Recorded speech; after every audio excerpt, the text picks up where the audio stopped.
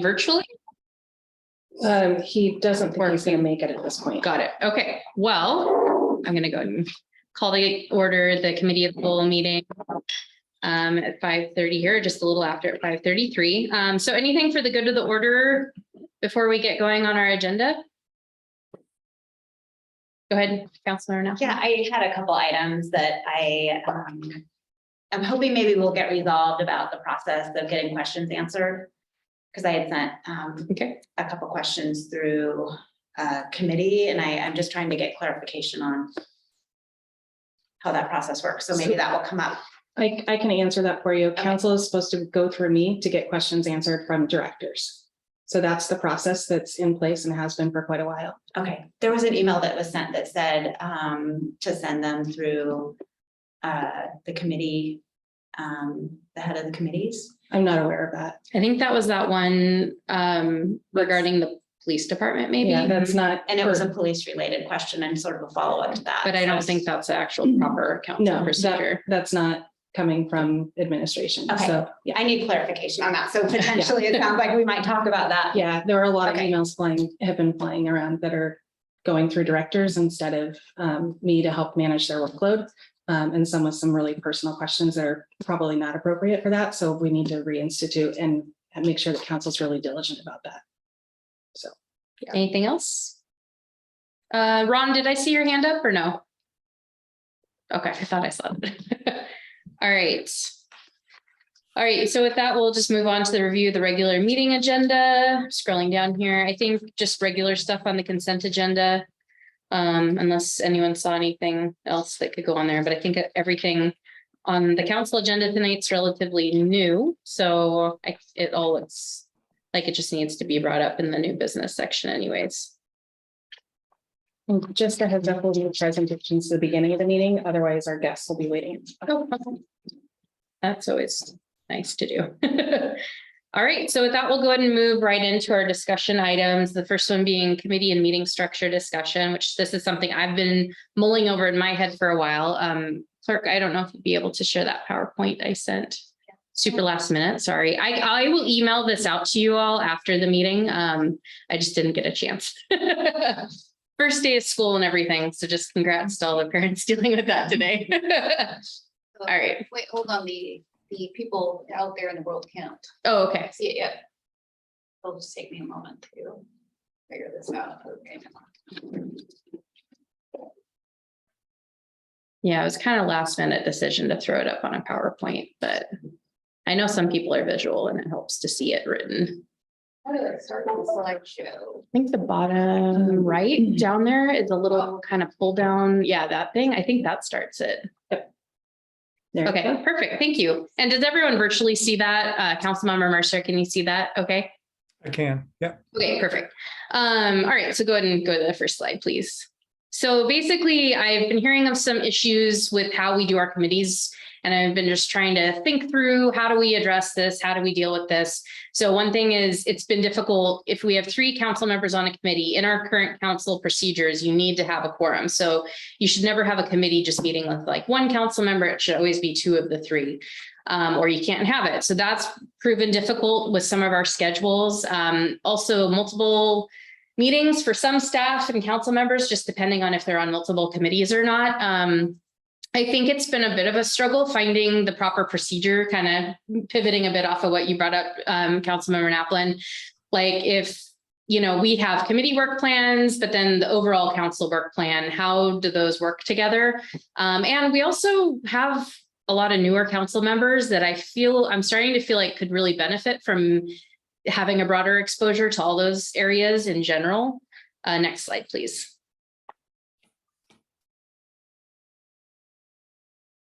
Thank you. So this is just current versus proposed. So right now we have our COW meetings and council meetings on the 1st and 3rd Tuesdays of each month at those times. We also have monthly committee meetings. I'm proposing, and this is again, temporary. I think let's try it is my hope, that we still do that. We still have what we have except for the monthly committee meetings.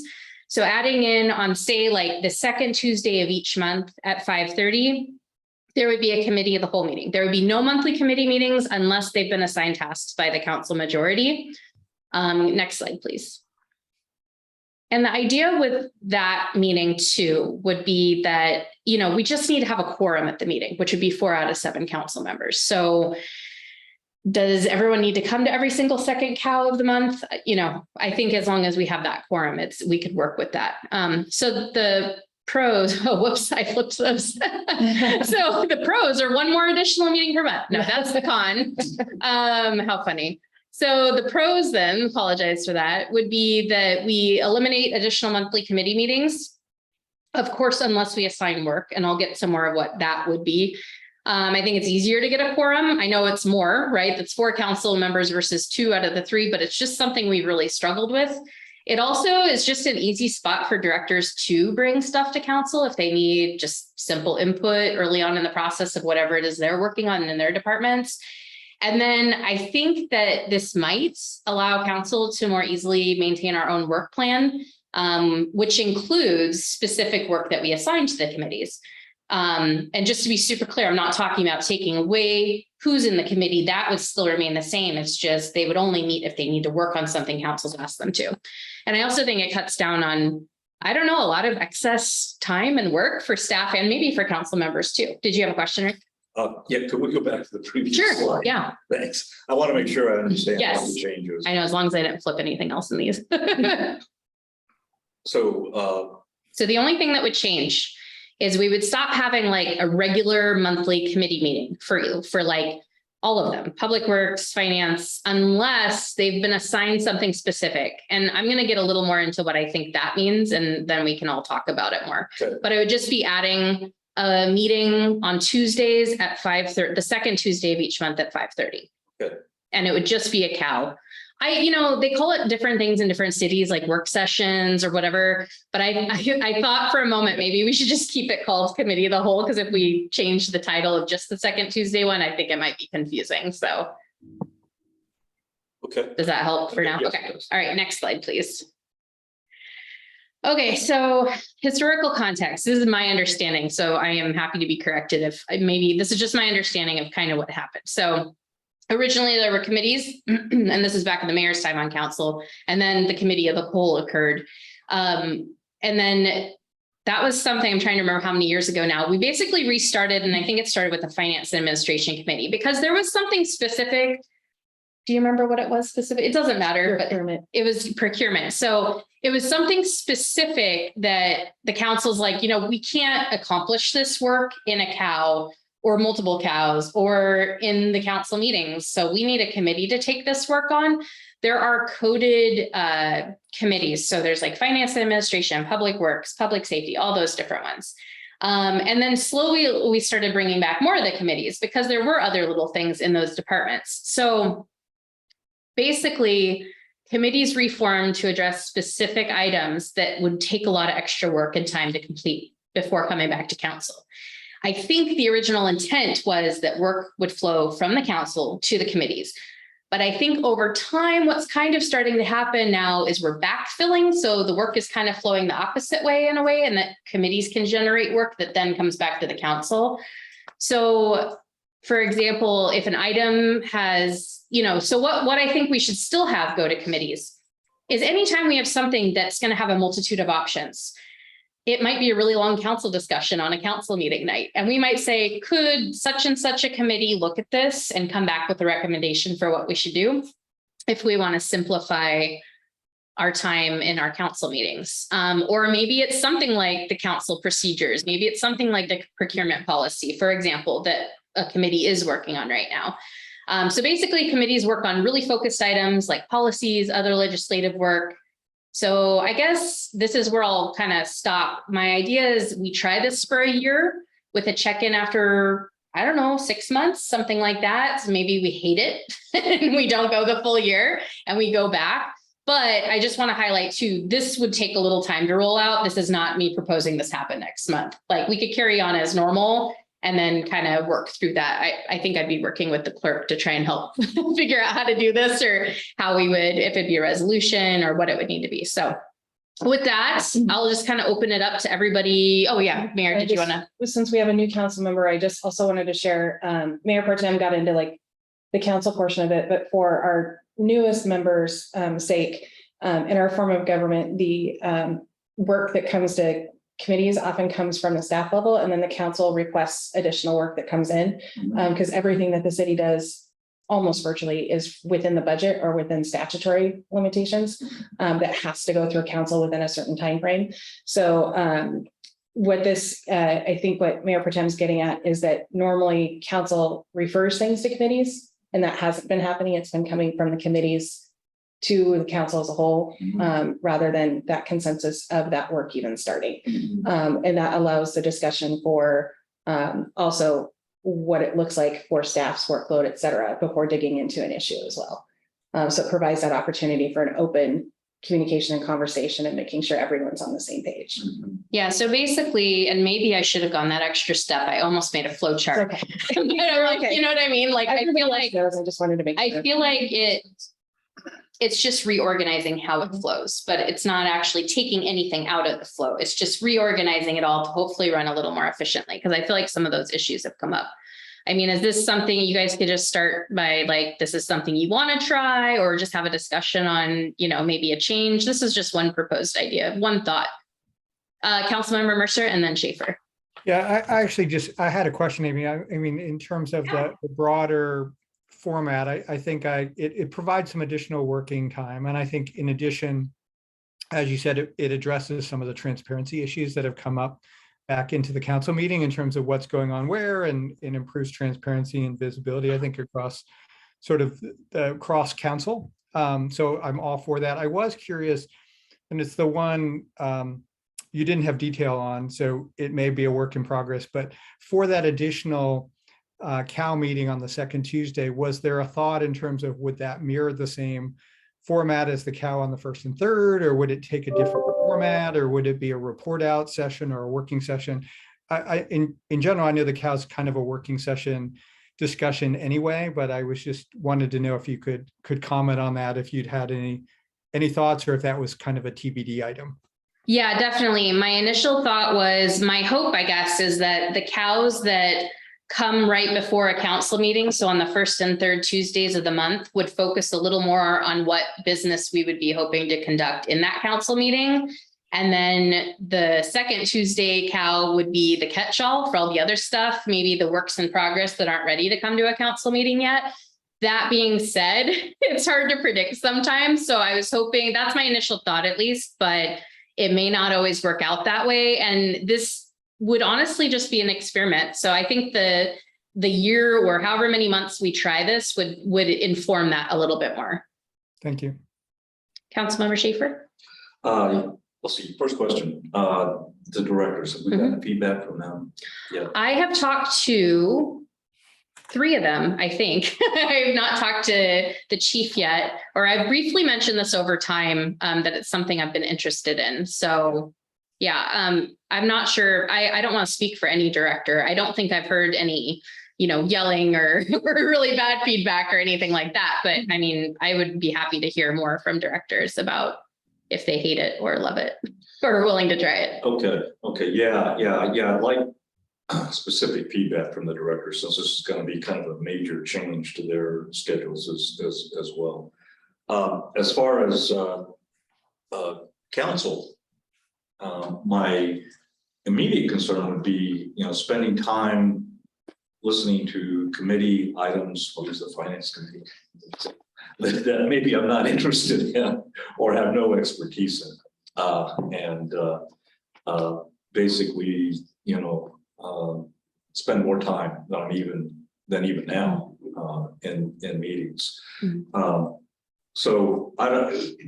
Is this going to? Do you have any thoughts that this is going to be like scheduled ahead of time? Which committees might be, active in the meeting? Yeah, I think more ad hoc, or I think we could work toward getting on some kind of rotation. You would definitely have an agenda ahead of time. So, if it looked really, I guess, if it looked boring to you, you could say, oh, I'm not available on that date. But I think the idea is, though, that some of what's coming through the committees is honestly more like departmental updates. I'm not talking about like bringing the procurement policy to, what I mean? So anything that's really deep diving into any of the subject matters should go to the committees to meet Okay. individually on. Okay. It's just more, a lot of what some of the committee meetings feel like, on the ones that I've experienced, I think I've experienced all but one, can be just more updates or here's what's Yes. going on, kind of more like, what should we do? Kind of a touch base with the council members there and say, what are your thoughts on this? And it just helps directors get to that point where maybe they field some of the questions or get some of the concerns so that when they come to council, it's a little more ready to go. Or, I mean, does that make sense? But you would definitely have an agenda ahead of time and know. Okay, good. Yeah, so it certainly wouldn't hurt me to learn more about what other committees are doing either. And as long as that's, kind of kept at a high level, not a lot of in-depth discussion, I think I'd be fine with that. Okay. Mayor, did you have another comment? Just for history's sake, we went to committee of the whole in 2012 for similar reasons. One of which was hard to get a quorum for committees. People would take days off work to come to a committee and it would be canceled at the last minute because somebody doesn't show up. So it was costing people actual real money, as well as time and staff time. The original proposal was to do exactly what Mayor Pro Tem McHenry is proposing, is to have that third meeting a week. Oh. But one of the reasons it wasn't overall successful is because the council at the time were unwilling to have that third meeting a month. But I can say, looking at how much time is spent in committee, I really think that this would be a time saver for everyone. And the only thing that I would suggest discussion offline with council and staff is serving the best time, because I'm not sure. The only thing I worry about right now is the third meeting a month from 5:30 to 7, with directors working that late at night when often some of them get here at 7:30 in the morning.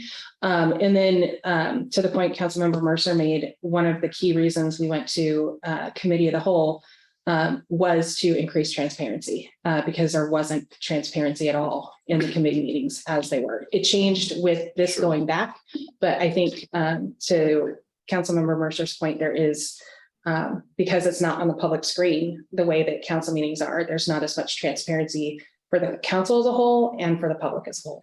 Yeah. Well, and that's another reason I think it's important to get feedback from the members, because now most of the committee meetings are within business hours.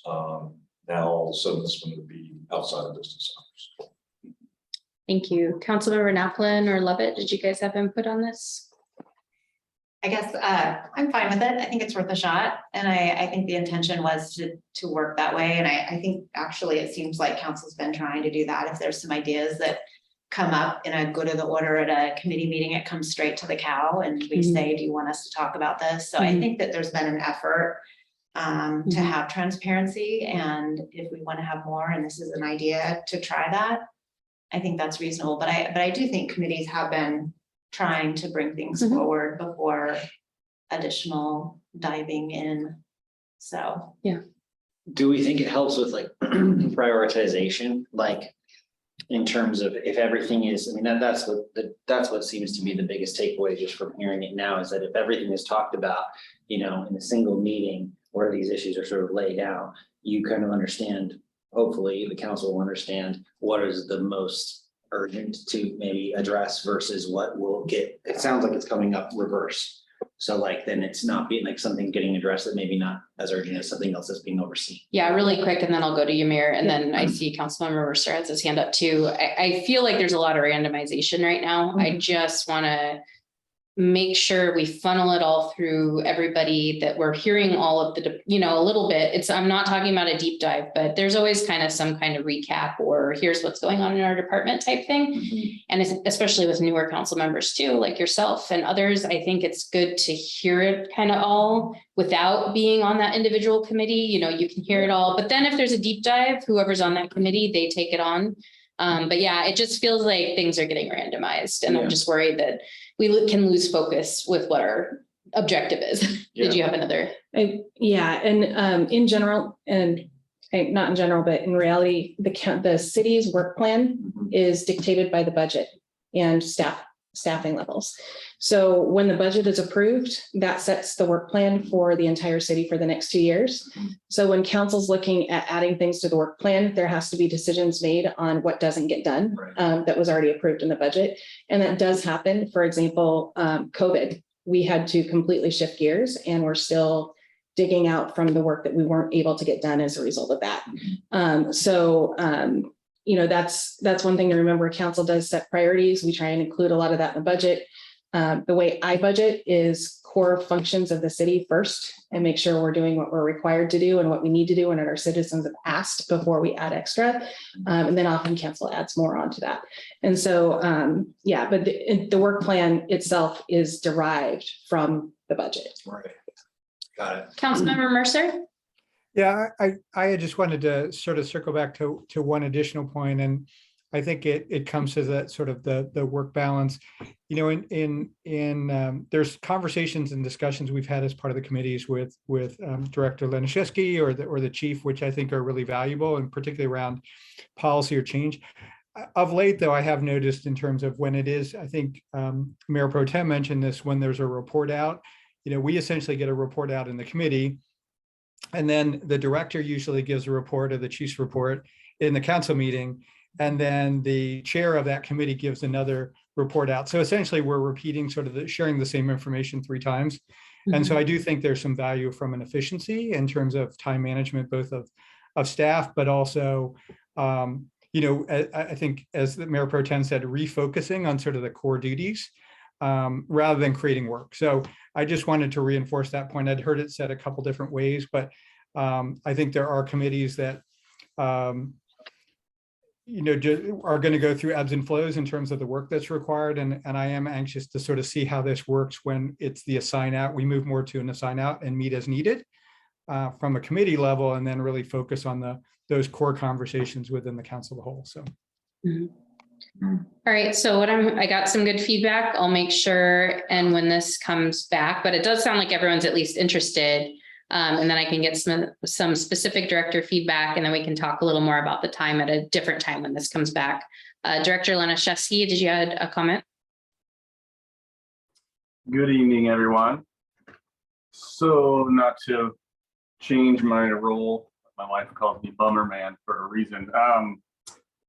I would say anything's worth a shot. I honestly don't see less meetings. I would see the same, 3 evenings a week or a month, plus probably a committee just for the details. I'm curious if more general updating would be helpful. I hope at some point when we do get the staff, at least in my group, that I would be more apt to have the time set aside to kind of provide what we used to provide. So if maybe updating is an interest, we can work towards that. I would say sometimes we're probably gonna have an agenda with certain people not even on it. So it might not be a giant impact, but I would hope to chat with the other directors, because let's say land use has typically an hour plus a month. I know depending on what we have, we rarely come under our hour and a half. And I think the chief meets fairly frequently, if not more than once a month. And he seems to always have something, but so I don't know. The math to me doesn't add up in hours. It seems like it still might need this plus. Again, anything's worth a shot. I just do have some concerns that it isn't going to facilitate a swap of a day meeting for a night meeting. It will probably be both still, but that's kind of my, I guess, Bummer Man opinion. That's good feedback. I think, public safety is one of the quickest meetings I have each month. And a lot of it is, things that are spoken about at the council meeting and the report as well. So I think, it's just one of those things we don't know until we try. I'm totally open to talking about the meeting time on the second Tuesday, and if it works for most people to have it start earlier or something like that. So I think that's a discussion point maybe for when this comes back again. I think I have enough to maybe have a few more conversations with directors, the mayor, and council members. If you guys think of other stuff, feel free to email. And I'll keep you guys posted, and we can talk about it again and go from there. It's nothing that's going to happen fast, that's for sure. It won't be a night and day thing. And then maybe for the convenience factor, are we looking at that being virtual too? I think every meeting we have will be has a hybrid option or should, correct? Yeah. Because that, especially if it's a cow, it would have to. So, yeah. That's a good point. All right, so with that, is someone else running that next one? Because we don't have Director Thomas? No, unfortunately, Director Thomas got stuck out of state. So the other items regarding planning will not be presented tonight. They will have to be pushed. And then Director Mason did not have enough time to get the second quarter report reviewed and checked before tonight. So we don't have anything else, but Mayor Pro Tem, if I may, I would recommend doing committee reports and council reports and try and get through the basic mundane stuff. Yeah. So that we can have a shorter council meeting. All right. So yeah, that's a great idea. So we will not be doing items 2 or 3 for the reasons the mayor just said. There are some written reports in your packet that you can look at. There's always the council planning calendar as well, which helps you see kind of what's in the pipeline. So if everyone's good with it, we'll go ahead and do our committee reports. I'm not sure, has anyone been meeting this summer or in the last month? It's been a little hectic. I know summer is always a little slow. So I don't believe did finance him? No, we didn't. We moved it. Yeah, Director Mason, I'm sorry. Like we didn't meet last week. I think we do meet this week. Yeah, okay. Thank you. So we don't have an update for that. Procurement policy, just a quick update on that, is going to get to a review point mid this month, hopefully. I think in another week or so. Maybe by the next meeting, it'll at least have been to staff for review and administration, I would think. But I don't want to promise a date. It might be the 1st of October, but we'll see. Land use, did you guys meet? No? Public safety. Oh, yeah, go ahead, Councilmember Schaefer. That's right. I wasn't in that meeting. Yeah, okay. Anyway, quick readout. As far as recruitment is concerned, our new recruit officer, Blado, is progressing. We're still 3 positions down. However, we did, I think we reported out last time around the 1st, 2nd, 3rd of August. We did a number of oral boards. Only one of those is still in the process. Unfortunately, the rest have been disqualified. We did more oral boards last Friday, 6 more, in fact, and I'm not aware of yet of where that stands, if they've gone through police chief interviews or not. But I think we passed all 6 on to the chief. Let's see. We have a new admin assistant. She has accepted. Her name is Courtney Lewis. And Chief is very, very positive about getting her on board. I'm not quite aware of what the exact timeframe is. Do you know where? I know that background was ongoing, so I'm not sure how long that's taking right now. Okay. But anyway, that's very close to fruition. Dispatch contract. We had at this meeting, at least, we haven't heard back yet as far as how that's going. Public defender contract, cost went up. Chief is reaching out again to see if there's alternatives to that. Police chief reporting form. This was brought to my attention by another council member, and I looked at it, and our online form is a little rough. So I wanted to talk about that in the meeting. It's a little bit intimidating in some ways. So we've decided that we are going to revamp that form, make it a little friendlier, a little easier to use. Also, instead of, there's no place right now, you just fill out the form and I guess you have to drop it by the police station or something. Anyway, we're going to try to get IT to just get a direct mail into the sergeant, Sergeant Clark, that's his job, is to review submittals from that form. Also, we discussed the possibility of making it anonymous. If people wanted to submit anonymous reports. Of course, the downside to that is you have no way to follow up on that. You can't really can't really do that much with it, but anyway, so that is in the works. Let's see, SRO at high school, Officer Dunkley is, I guess as of today, is doing his SRO duty.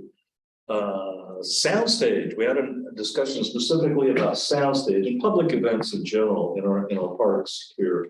There was some, in fact, I got one of them, but there was some reports of alcohol consumption out of the beer garden, some reports of marijuana use.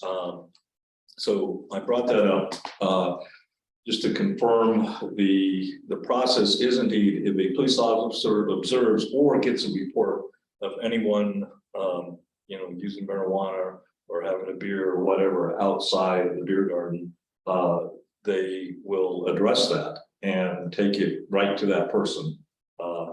Initially this would be a warning, right? Okay, stop using that, throw your beer away. You got to go into the beer garden and buy beer there if you want, type of thing. We typically, I think, have 2 officers on duty. I'm not sure if the last one was unusually well attended because of the band was very popular, the weather was very good. I bet there were twice as many people there as typical. So I don't know, we still have just 2 officers or more at that one. Lastly, we had a brief discussion on. Oh, sorry, that isn't lastly. So anyway, we had a brief discussion on technology possibilities for the police force. The use of drones for one thing.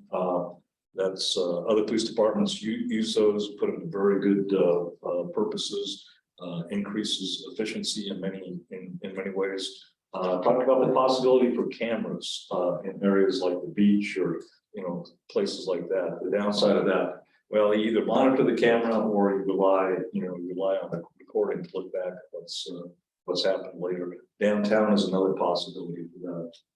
I realize there's a privacy concern there, but we just talked about that as a possibility. The police highlighted various upcoming community involvement efforts. Faith in Blue with religious groups, October 7th through 10th. Acres of Diamonds, and addressing or working or addressing, meeting the families there, rebuilding their relationships, especially the kids' relationships with the police department, because a lot of those kids have negative exposure to the police, right? So we want to give them a positive exposure to our police department.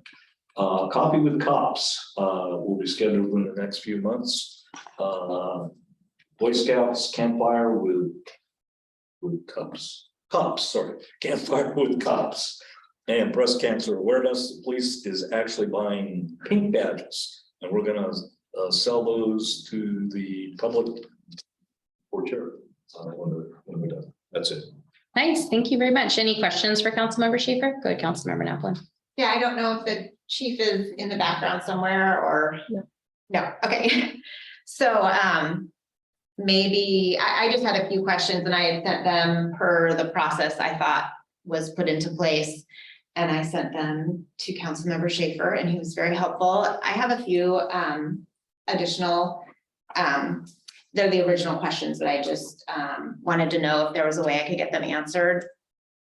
On the complaint form, where this initiated was there was a post on Facebook of some concerns about someone coming home late at night and feeling like they might have been followed in a way that made them feel uncomfortable. And there was a 911 call that followed that where this person spoke to, I believe they spoke to dispatch, probably Redmond. I think they believed they were transferred to Duvall, which if I had been in that situation, I would have assumed I was talking to Duvall as well, but our dispatch goes through Redmond. But anyway, I just wanted to double check if there was some kind of process for those 911 dispatchers, if they get a complaint, which was happening in this situation, what their process is. when they get a complaint? Do they ask for information? Do they ask if the person would like a call back? Do they provide them there's a complaint form you can fill? I just want to know if there is a process that dispatch uses when they get this type of a call, in case, they want to follow up on this, because it was clearly a complaint. The person was very concerned. And I want to know. And then on the complaint form, the one that we have doesn't really seem like a complaint form. It's a witness statement or a victim statement, which I don't know if that is exactly the situation that this person would have felt they were in. And so if I looked at the city of Kirkland, I just happened to be ran across it. And there it's very clear the process, the form. If you have a concern with an interaction with the police officer, there's a very specific process. There's a form you can fill out that is really geared towards something like that. Anyway, I thought it was quite interesting. I'm excited to hear that it sounds like the committee took a look a little bit and thought there might be some room for improvement. So I just wanted to bring that up. I just want to make sure that I think our police department is amazing and wonderful. And one of the ways it will stay that way is if the community feels very comfortable in sharing if they have a concern and knowing that there's a process in place to address it. And then on the alcohol and marijuana at the park, one of the other questions I had was, do we have any signage as people are coming to the event to make sure that they understand no outside alcohol, no marijuana? I mean, it seems pretty obvious that you shouldn't, but sometimes a sign reminding people it's not allowed. Maybe some people would put things back in their car or they would refrain. So anyway, I don't know if that's the case, but I feel, like the mayor So does. on 911, our officers, our police department, I believe, gets reports of everything that happens with our calls. They get regular reports. In this case, you could go back to the email that the police chief sent. I believe our folks were notified, but that individual didn't contact the police department directly. And so that creates a problem. That's where a gap happens. I think they thought they were contacting the police department is my guess. The police chief did a full review, including, I believe, listening to the 911 call. So we'll double check with him to confirm that, but I'm pretty confident that that was the case. So, but in general, we receive all those calls. So if there was a complaint that came through, our officers would see that. But at the same time, it's not necessarily appropriate for them to reach out to somebody who's been told how to complain or how to file a complaint with the city. You don't know that, Councilmember Napland. You were not on the call. I listened to the 911 call. It was sent to council and I heard the whole thing. Okay. I'm just saying, I did. That was why I actually had this concern. So I listened to the 911 call and I realized that the person was not asked for a contact information, was just said, well, what do you want me to do about it? I mean, literally, that's what they said. Right. And you can listen to the phone call. So Councilmember Napland, but in general, we get reports of all those calls. And again, if somebody doesn't call our police department directly or contact our police chief directly, or they can't do anything about it, there's not much they can do about it. So people do need to reach out to our police department directly, just like posting on Facebook doesn't solve problems. And there was a lot of that going on, and there was a lot more to that issue and situation beyond just that call. And I think our police chief probably spent 4 to 6 hours reviewing that with all of his officers and that entire incident fully for one call. So, I think it's also important that we need to recognize that our police department is very understaffed as well. And that he will review everything as possible. But if somebody, again, there's protocol, there's contact information on our website. If they don't contact our police department directly, there's nothing that our police department can do. So in this case, it was brought up by a council member because it was a Facebook post. It was not a contact of our police department, and our police department went above and beyond to review the incident. So I feel very, very confident with Redmond Dispatch, as well as our police department and how they handled this particular situation, especially what I know of how these operations work appropriately. I do want to say on the complaint form, we don't have anyone right now capable of updating the website. The bandwidth isn't there. So we have no one to work on our website. We don't have a communications person, and we don't have anybody currently trained on how to fully manage our website. So that's going to have to be a while, but it is something that is now on the parking lot list to take care of. When I did talk to Chief Duvall about this, I said, do you have the bandwidth right now? And he said, no, we don't. So it's not for lack of wanting to do, it's for lack of resources. And so, you know, as I've been saying the last few years, these are the things, even the little things are coming up with not having enough people at the table to do the work or the right people at the table. So it's something that we always want to make continuous improvements. But we can't do it right. But it's definitely on the list of things to do. All right, I think we're gonna move on to Public Works. Did Public Works have a meeting since the last? No, okay. With that, then ad hoc committee, council procedures, where we're at with that is our clerk is finishing her review of the draft. And then we're gonna get together and talk about it and then go from there. So timeline wise, I'm not sure. Do you think within another month or so we should be seeing it? Yeah, less than a month. Yeah, I don't want to overpromise, but that's in general what we're looking at. All right, are there any council members wanting to speak tonight or anything to report on? Not seeing any. Oh, well, you're what? Let me do mine really quick. Director Laniszewski, did you have a comment on something about Public Works or? I was just gonna say, I know there's an item under the council meeting to talk about ball field property values and stuff. Like certainly I'm prepared to do that now if you guys want it. Got it. Okay. Yeah, take that into. All right, thanks. I just wanted to say, you know, we took the summer off from council chats. Those are our casual meetups. And it's been kind of weird over the last few years because of COVID and did some virtual. Those weren't really greatly attended. But anyways, after taking the summer off, I scheduled one for Monday, September 19th. And I'll send an email too. From 11 to noon at Cece's in Duvall. And this is basically just, hopefully I can find a table. School's back in session, so I'm thinking I'll be able to. I'll probably just sit out front and be there to, you know, meet up and talk with anyone. So we can have up to 3 council members there. So if that time works for anyone else, great, just let me know or respond to the email that I'll send after the meeting. And then that being said, I have not scheduled any more just because if anyone has any dates, we usually would like to do one per month. So if anyone has any dates or times that they would like to do one, just let me know and I'll try and join if I can. And I think, well, besides that, I just wanted to say, because we don't have council member Hogue here tonight because she resigned. I know everyone got the email. She basically is living the farm life now and is outside city limits. So I just wanted to, I don't know.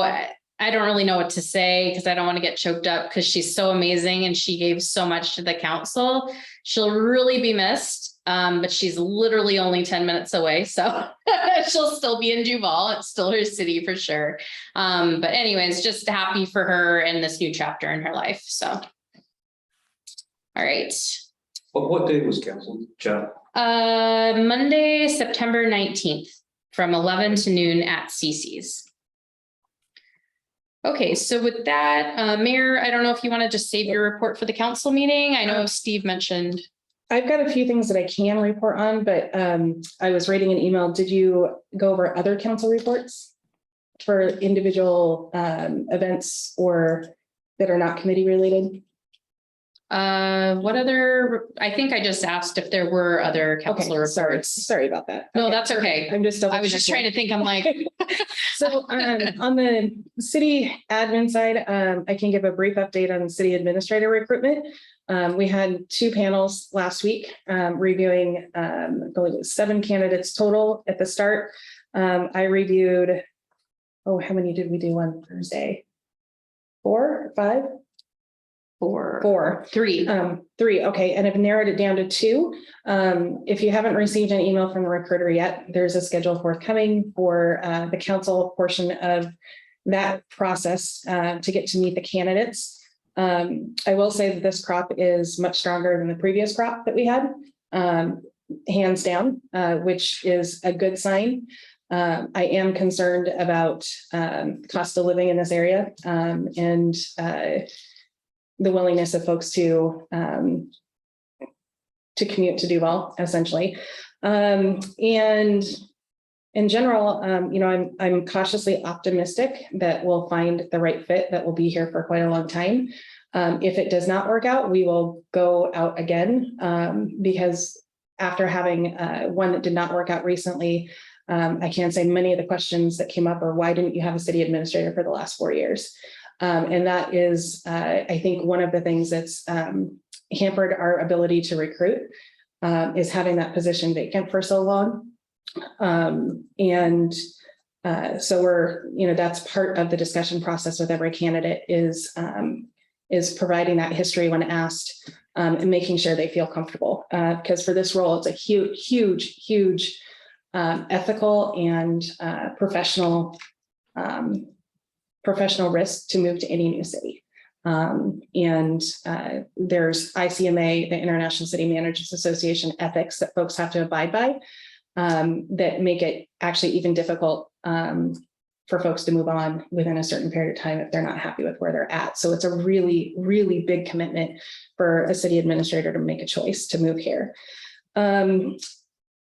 Next up, I'll bring this up now. So thank you to council for approving the membership of the K4C King County Cities Climate Collaboration. They do want us to technically have a point contact from the city council to attend those quarterly meetings. You don't have to, all of the information comes out, and they have other public meetings as well. So I wanted to check with council and see if anyone was interested in taking that on. It's a great group of the heavy hitters in the environmental world in our city governments. So it's a great group to be a part of, even if you're just attending to listen. Do you know when that meets? Yeah. Offhand, I can't remember. Okay. It's sporadic. It's not. I'm definitely interested, just that's some of my background, but it would just depend on the time. So maybe that's something we can look into I'll and then double check it. maybe at the next meeting. So quick, I'll ask this. Is anybody else interested in doing it if the timeline works out? I'd be interested in what the details were Okay. around like commitment. Okay. and Yeah. Where. Like, All right, it's I'll- intense. It's not 7 a.m. Virtual. This is- virtual and mostly virtual right now. That'd be terrible. Yeah, the details. No, not at 7 a.m. You didn't have years of going to East Side Transportation Partnership at 7:30 on Monday morning in downtown. So I did that for 10 years. Okay, so I'll get those to you. And then it sounds like you've got 2 interested. I'll check with John just in case, but my guess is with his schedule, he won't be interested. And then we'll see between the 2 of you. And if council, we'll just go ahead and formalize that council with a quick motion at our next meeting, next regular meeting. I'll go ahead and do the mayor's report. In general, we've been really deep into the budget.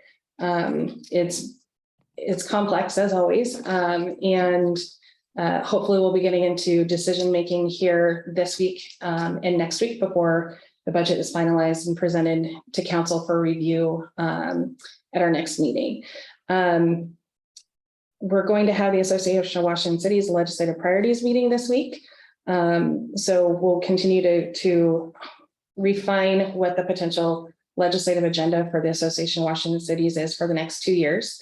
Mayor's Exchange is coming up here in a week and a half. So that is all the mayors in the city are invited to gather by AWC. This year it's in the Tri-Cities for a day of learning and collaboration.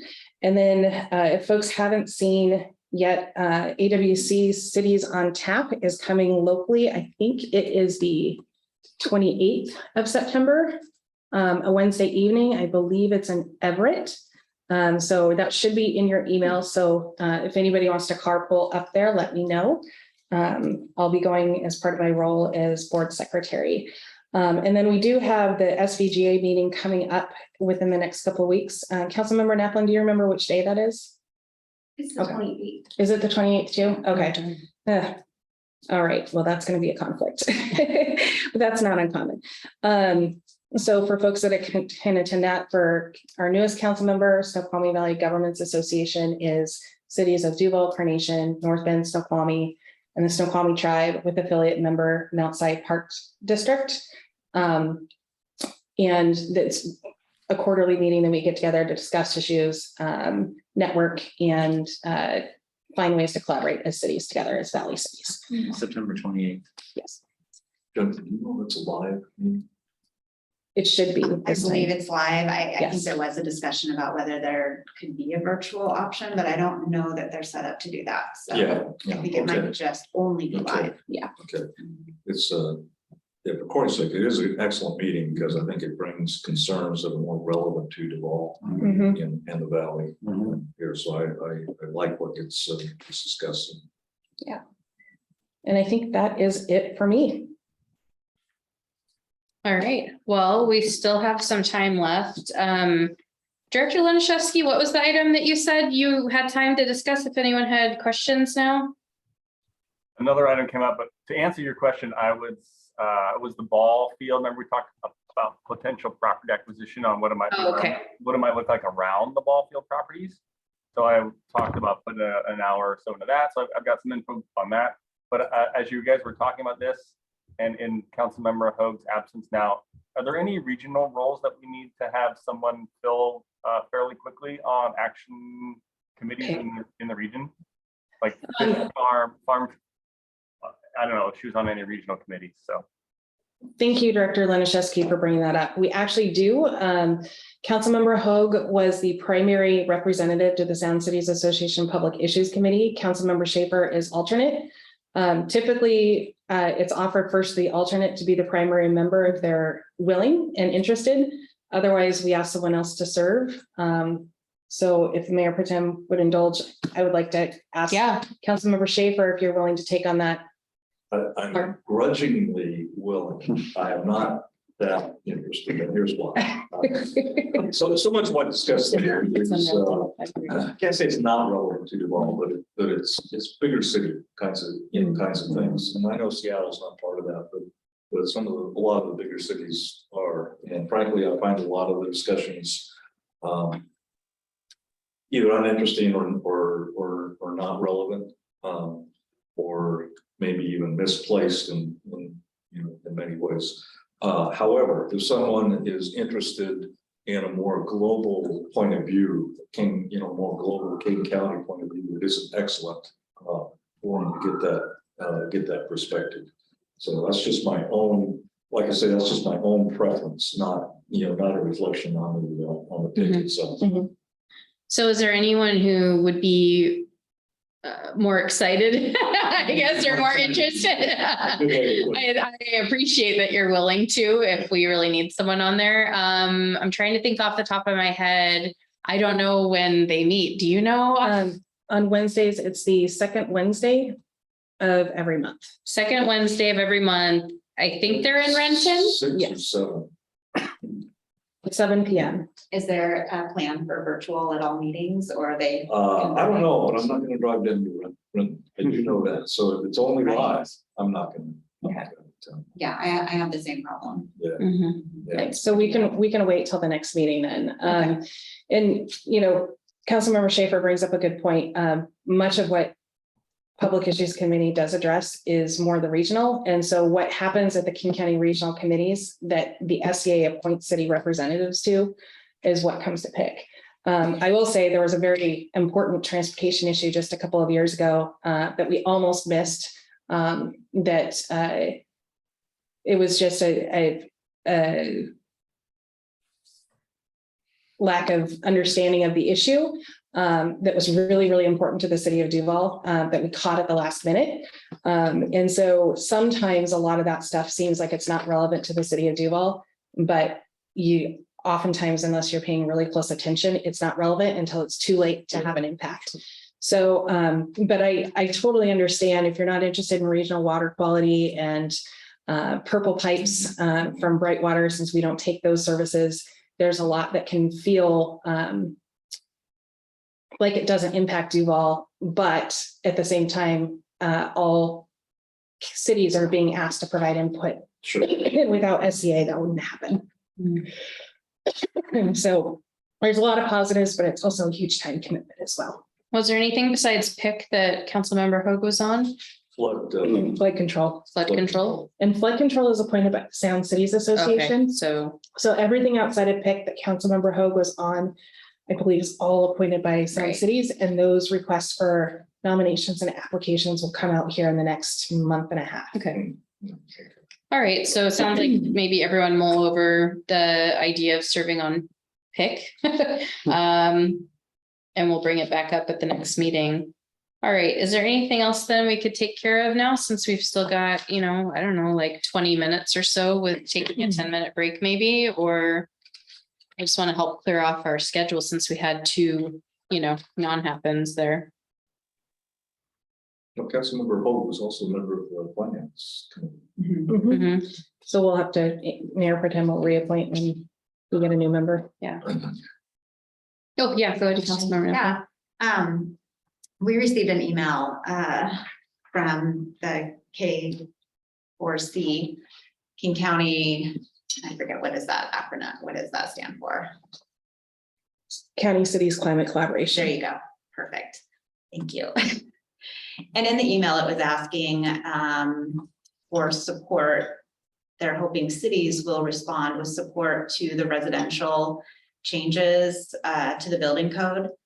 And if it is similar to what happened with commercial and multi-unit, large unit buildings, I'd like to have a conversation about that before we sign on, if that something like that comes around, because honestly, I never explained why I wasn't in favor of this. And it's because there are some ideas that are coming out of this that I'm not sure our residents would be on board with. And even though in general, 100%, I think everyone, you know, we care about the climate, want to see changes happen, but our electrical supply goes out. And I think it would make people a little bit nervous if all of our new heating and cooking was required to be electrical. And so I think that I would like to have a conversation before we sign on to that. Could be, no one agrees with me, which is So that a conversation possibility. is happening on September 8th. Okay, And there already has been state legislation that's passed to get rid of fossil fuel based heating statewide. So that will be coming to, whether it's just, I'll just say it will be passing the legislature for the next couple of years for all new construction. So I don't have, it says they're circulating a letter. I haven't seen the letter. So if you could forward that on, then I can forward it to council. If you have it in your inbox. we don't have a letter. It says that. Okay. It says there is, but I haven't seen one either, Okay, but. then we can't. But it does look like, you know, any elected officials, yeah, that's the one we're looking at now, but I don't think there's a letter attached to that, but it sounds like you could, and like anyone can join that session on Yep. September 8th and give testimony and or, you know, learn And this- about the stuff there, so. Yeah, it's this session on September 8th is strictly learning about key proposals in the testimony process. So in that sense, I would encourage anyone who's interested to attend. Yeah. And bring that back to our next council meeting. So it does not look like it looks like the final hearings for that are going to be September 23rd and October 31st. So we do have time. We just need people to attend and bring back questions that we can send back to Matt for clarification. Is anyone here planning on attending, or, I mean, I I don't think I can on that date. I don't know if you're able to. It'd be great if at least one person could, you know.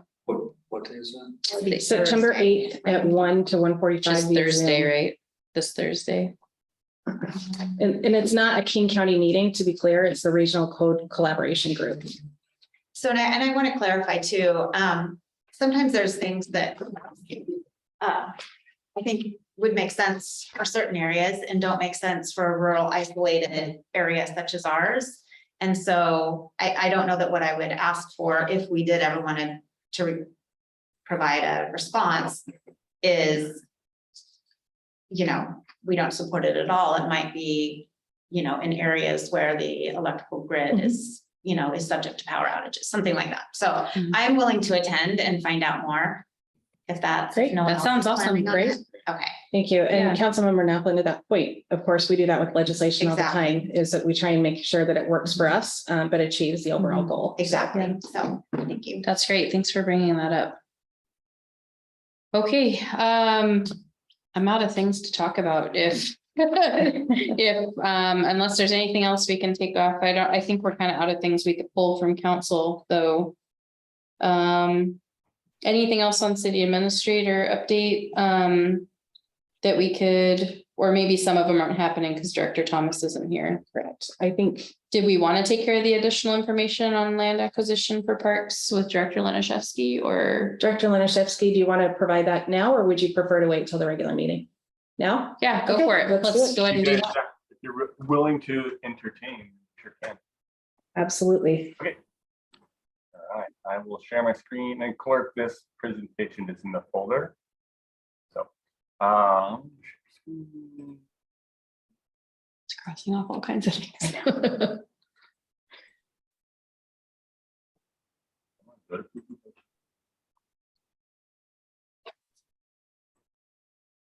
Sorry, I've learned to put it in presentation mode prior to selecting a screen, then you don't get fumbled up. Okay, Parks property, you see a introduction slide? Yep. Excellent. Okay, so.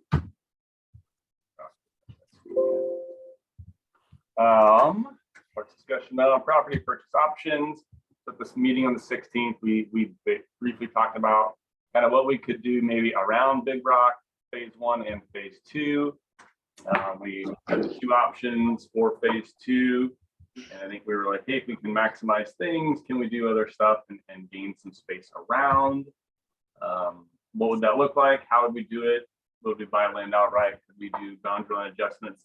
I was able to speak to our surveyor on call. They have had success with county BLAs, boundary line adjustments. They do like, if they are an RA5 in the county, a rural 5, so 1 unit per 5 acres. They don't like to nibble those lots down to less than what would be 1 lot buildable of the existing piece you leave. So if the piece, I think you can see my cursor to the right of the ball field. So let's say I do have some other numbers below, but just for this discussion, if that's 10 acres, they wouldn't want to see you take away 5 for the park and leave less than 5 for the lot to make it a still legally conforming lot of record. Does that make sense? So you could see how we would be able to nibble around the edges of the park properties that we have through a boundary line adjustment process. Obviously, that has to come with concurrence of a property owner. We're not doing any sort of assumption through other negotiations other than, hey, are you willing to purchase? There's no taking here in that sense. The term is escaping me, but there is a word for that. So I did and took a look at some of the assessed values of area land very close to the property. I then took another table and assessed some recent sales data of raw and then land that had unit on it. So there's a little difference there, but that's really all we have access to. It looks as if you go just to the raw land value per square foot, it's about $1.62 or 70,500 per acre. I tried to just note, like, is there an existing structure on the property? Yes or no, to try to see the value. I took an average of all the value. Was it or was it not adjacent to Baton Road for, connection issues? And one of the things we talked about was how can, or if we do this, maybe we do possibly connect, from Big Rock to Baton, where there's access to from the park from multiple sides. So just try to collect some of the data while I was looking in there. So that's kind of the raw land value. Looking at some recent sales, very hard to differentiate something that has a lot with a home on it versus not. But you can see the recent sales that did have a home on it were certainly well more per foot than some that weren't. But all I really had as a guide is what I could find. Average was $3.57. You throw out the high and the low, get your outliers, you're at $1.21. So that range is 53 to 155 per acre, just for some property value comparisons. And then excuse the crude figure here, but I just wanted to share what is around the property itself. Obviously, this is the park. It's about just under 10 acres. The other piece of land we own is just under 10 acres. These are blocks. So I'll start on the north side. There are 2 parcels on the north side. Excuse the fact that those don't look the same size. Technically, the underlying land is actually the same size, but they're about 4.8 acres each. You can see how we can, kind of start to assemble pieces in whole, or again, these are kind of in part. That's backwards. Those are 2.4. My apologies. So 2.4 acres, 2.4 acres, and these are about 4.8, which would leave whole pieces. And I split this one up. Let's say if we didn't get the mustard one, you probably wouldn't want the gray. You couldn't get the blue, or you would change the, oops. Oh no, what did I do? What are you seeing now? Touch me. Current facility status. So I don't know. Back to where it was. Oh, same.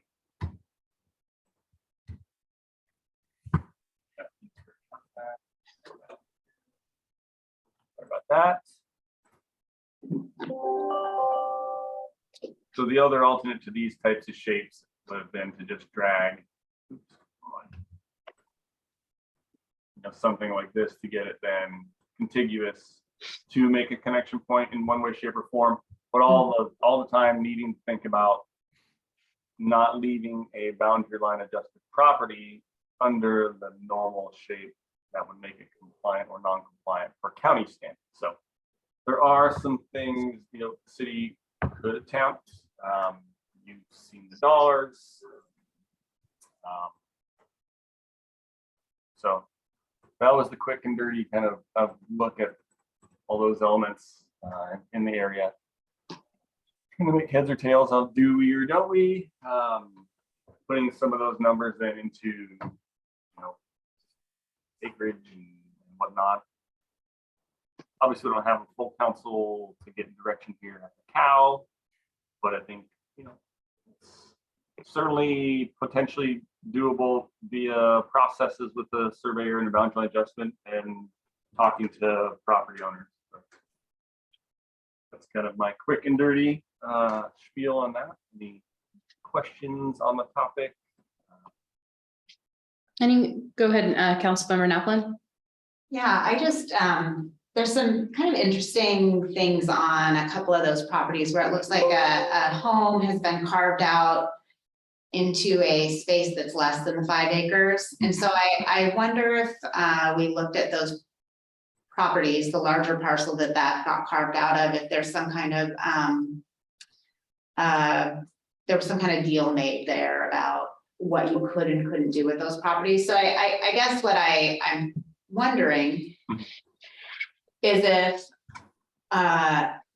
we had someone with real estate experience that could take a look at those properties and what the constraints might be. I don't know, I'm just talking out loud because certainly that would make a difference on the value of the land as well.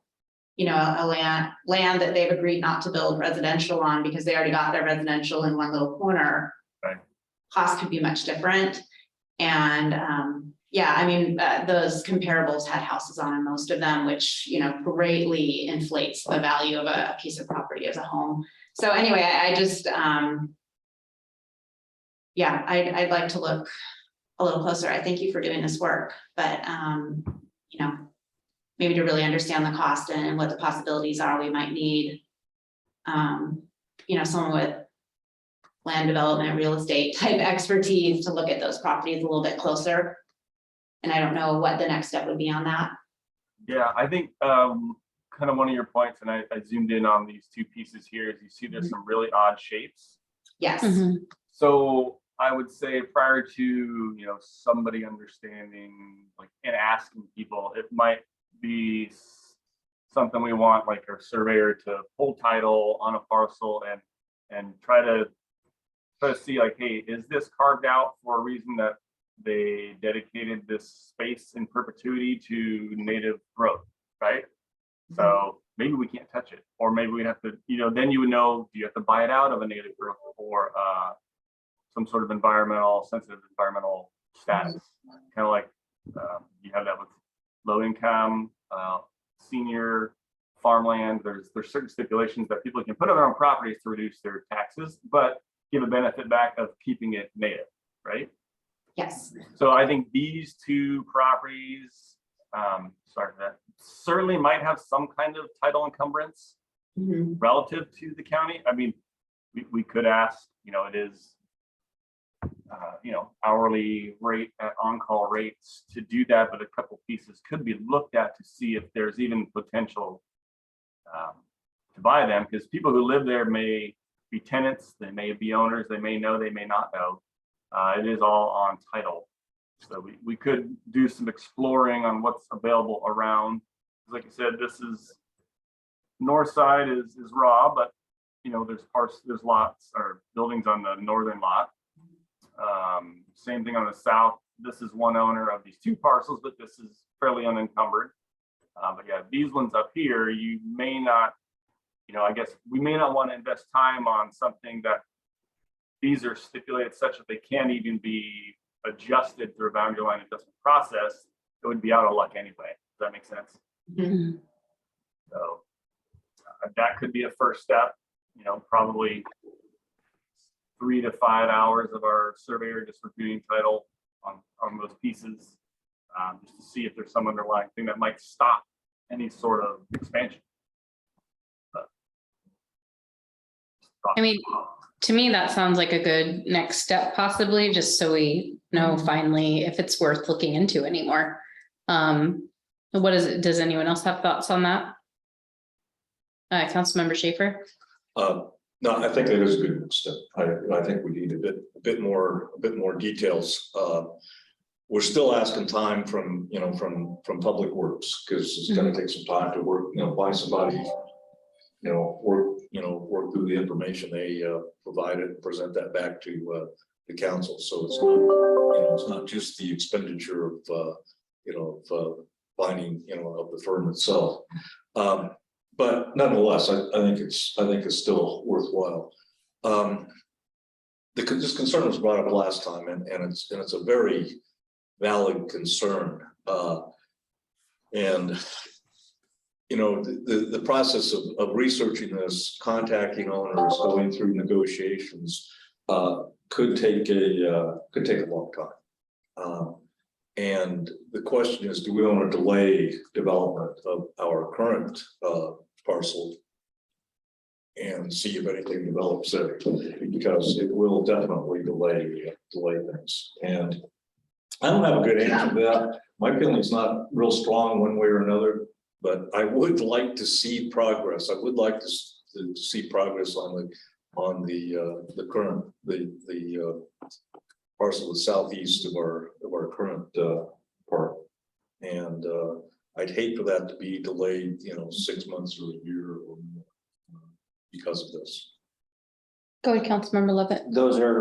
That's a known fact that those two things are tied together. So like one can't happen at the same time. No, it isn't a known fact. No, Okay. no, we could do them in parallel. Yeah, that would be good to find out, because, and then I guess the second part of that question is that land. I mean, obviously, we're not saying exactly what it would be used for, but is like the general consensus that it would just be an extension of a green area or area around the park that would be left alone, or is it to be more park at some point? You see what I'm saying? Is it a buffer, or is it a continuation of development of the park? Because that comes with like budget implications as well, versus just like, hey, we're leaving it wild. We just don't want people coming in. That's a question somewhere in there. Yeah, I think Director Lenashevsky, did you want to respond to that, or? Sure. So to Councilmember Love's question, so existing piece of land, new piece of land we do own. I would need to check with King County Youth Sports. We do have $100,000 grant to participate in design, like full design of the new approximate 10 acres. I do need to confirm timeline on that and any sort of deferral. I would say certainly things can go concurrent, but once you start down the design path, you really aren't going to be able to change up a whole lot of the space, anticipating something may or may not come around. So I think that's just a caution. You can always add land, but again, it will guide or could guide how your current parcel does look prior to design. So I think in my mind, the simple thing is confirm with the county, how much can we or can't we defer any of our timelines, or do we risk our grant, right? Two, I appreciate your comment, Councilmember Schaefer, but I don't see a whole lot of time on my, on my calendar for this type of work, coordinating with a surveyor and getting them to do the work, an hour or so. I would like to have their input prior to issuing any sort of task order on this, just to know what they do expect. I could send that through an email like, hey, it's actually going to be 5 hours or 2 hours or 10 hours. So we all kind of know what it might take on their effort. And now we would have some, relative certainty on how long it would take them to look at those lands. And that would help us fairly quickly decide if we could gather anything on them or not, space-wise. And then that could either start or end the conversation one way or the other. So it's not a bad thought if we are interested. And you can see there are some, just on this image, it's the kind of the wetland sensitive layer that the county has. It's not 100% accurate, but it's at least something. The red there is an infraction on that parcel for one thing or another. Usually it's wetland and grading kind of interference, but there are encumbrances on land. So yeah, might be wise to look at that if we are serious. And I could report back in the interim, or hey, if everybody thought it was going to be worth, put a number at it where I don't have to come back, but I can get a number and email it out. Hey, if it's $5,000 or under, we already have a contract with survey. Obviously it's on call, and yeah, they can get it done in 30 days. Then I kind of just issue the work order. I don't need that kind of approval, but I wouldn't want to do it without everybody on council really wanting to move that way. So I guess that's my point. So are there any council members who are opposed to some of the next potential steps outlined by Director Laniszewski? And did you, Director, did you have any other questions for us, or things you need to, maybe we weren't clear on, or do you feel like you have a solid idea on where to go next? Yeah, I would say, I think we're looking at these two parcels north. You've got 1, 2, 3, 4, 5, 6, 7-ish around, right? That's the area of influence, I'll call it. So there's that. I'll ask the surveyor title review, what kind of land encumbrances or title issues are there on some of the parcels. Shouldn't be too difficult. And yeah, I would say, $5,000 or under on a task order. I don't expect it to be that much, but I don't, just looking at the calendar over here. Our next meeting is the 20th. But I mean, I could gather data and then come back on the 20th, or again, make a phone call and probably have some items this week figured out to get on their work plan. I don't know how fast they can get on that kind of review. It might take them a week or two to get it slated, but all right, that would be my thought. Does that sound reasonable to folks? Yeah, that sounds pretty good. So with that, I think we'll go ahead so that we have a little bit of time between meetings here, and we'll go ahead and adjourn at 6:51 and see you guys back here at 7. Thank you. Thank you.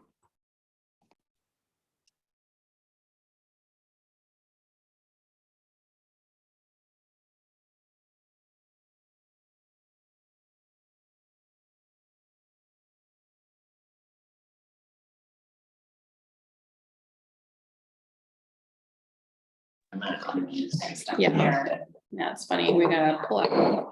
You gotta do it. I'd like to call the Tuesday, September 6th Duvall City Council meeting to order. Would you please join me and rise for the flag salute? I pledge allegiance to the flag of the United States of America and to the republic for which it stands, one nation, under God, indivisible, with liberty and justice for all. Thank you. Clerk, will you please take the roll? Councilmember Isaacson, Councilmember Schaefer. Here. Mayor Pro Tem McHenry. Here. Councilmember Mercer. Here. Councilmember Naplan. Here. Councilmember Lovett. Here. Mayor Overlander. Here. We have a quorum, and of note, Councilmember Isaacson got into his new destination late and will be unable to join us this evening, so I did receive word for him. Under additions and corrections to the agenda, please move special presentations to just after approval of the consent agenda.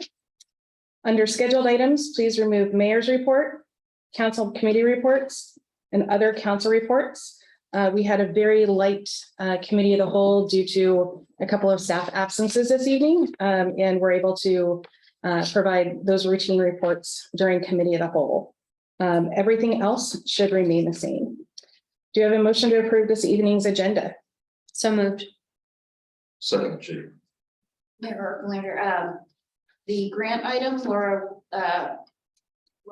Oh, thank you. is not available for that one. Thank you for catching that. And actually, we have one more removal, and that's Agenda Bill 22-83, the 2022 Community Forestry Grant Agreement. Any objections to adding that to remove it for removal? All right, we have a motion and a second to approve this evening's agenda. All those in favor, please say aye. Aye. Aye. All those opposed, please say no. Motion passes. And with that, do we have any comments from the audience this evening? Please approach the podium and provide your name and your organization, and you'll have 3 minutes to speak. Thank you. Laura Smith, Empower Youth Network. And since I'm here tonight regarding the special proclamation, I just thought I should introduce and thank you all for your continued leadership in our city. I know many of you outside of this room, and I've always been impressed by your dedication. Happily, we're headed out of COVID now, and better times are ahead. And then for anyone that I don't know who's in this space, I would like to just open an invitation for you, some people on the virtual meeting. If I would love to have a conversation with any of you regarding the state of human services in the Snoqualmie Valley and how we might partner and come alongside the city to meet your goals of providing an environment that is safe and healthy for all the families and kiddos here. And that's it. Thank you. And I'm just going to give you my card. Thank you. And Clerk McMillan, do we have anyone that has provided written public comment this evening? No. All right. And then with that, is there anyone who's attending online that would like to speak this evening? And if so, please raise your hand and the clerk will promote you to a panelist. And please note, if you're here for the public hearing, your opportunity to speak will be later in the evening on that item. All right. Not seeing any, so we'll go ahead and move into special presentations. First up is a proclamation for Suicide Prevention Awareness Month. Whereas September is known globally as Suicide Prevention Awareness Month and was created to raise the visibility of the mental health resources and suicide prevention services available in our community. And whereas the goal is to start the conversation about mental health and the impact of suicide to help destigmatize the conversation and to help connect people with the appropriate support services. And whereas most students do not struggle with suicidal thoughts or behaviors. However, according to the Washington State 2021 Healthy Youth Survey, 16% of 10th graders in the Snoqualmie Valley have seriously considered suicide, and 13% of 10th graders have made a plan in the last 12 months. And whereas Empower Youth Network, a Snoqualmie Valley-based nonprofit with a mission to promote and inspire youth to lead safe, healthy, and successful lives, incorporates suicide prevention programs in its work, including How to Help a Friend, a peer-to-peer suicide prevention training curriculum serving middle school students in both the Snoqualmie and Riverview school districts, as well as Youth Mental Health First Aid, a nationally recognized training that helps all adults understand how to assist youth in crisis. And whereas each and every suicide directly impacts a minimum of 100 additional people, including family, friends, coworkers, neighbors, and community members. And whereas the city of Duvall publicly places its full support behind those who work in the fields of mental health, education, and law enforcement. And whereas global organizations, as well as local mental health partners, including Empower Youth Network, serve on the front lines of a war that many still refuse to discuss, as stigma regarding suicide and mental health issues is far too prevalent. Now, therefore, I, Amy Okerlander, Mayor, do hereby proclaim the month of September 2022 as Suicide Prevention Awareness Month in the city of Duvall. I encourage all residents to take the time to understand the importance of mental health. Taking care of ourselves and others involves taking care of mental health. Thank you. I brought this to Ms. Smith. Thank you for being here. Anyway, we could do a picture that you want us to post of you all and I don't know if that's, Yeah, absolutely. okay. Somebody take a picture. You can do it. Yeah. I can do it. My phone is. You want just the two of you? No, I love Or it. everybody? Let's everybody, as many as I can get. I don't know. Would you be willing to take? Oh, sure, this yes. picture? Okay.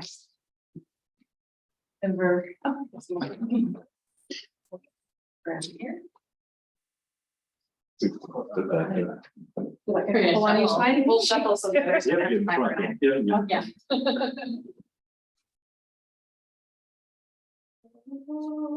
Okay, cheese. Cheese again, and another cheese. Okay. Thank you. Thank you. Thank you for being here. I appreciate it. I appreciate all of you. Thank you. Thanks for splitting it up. You were welcome. All right, thank you. And next up, we have a special presentation from King County Solid Waste regarding the soon-to-be launched RePlus program, which is a program to develop a circular economy and get to a zero waste future. We are very fortunate to have with us this evening Mr. Andy Smith, who's the Recycling and Environmental Services Manager for King County Solid Waste. Thank you for being here, Andy. Thank you so much for inviting us, Mayor. And I just want to say we're super excited to be talking to you and all the council members about our RePlus program. I have some slides that I use to sort of talk through our program. So if you don't mind, I'm just going to share my screen, if that's okay. Yes, please. This is sometimes where, even though we've been doing Zoom for years, this is sometimes where the Zoom wheels come off. So if this doesn't share correctly, please do let me know.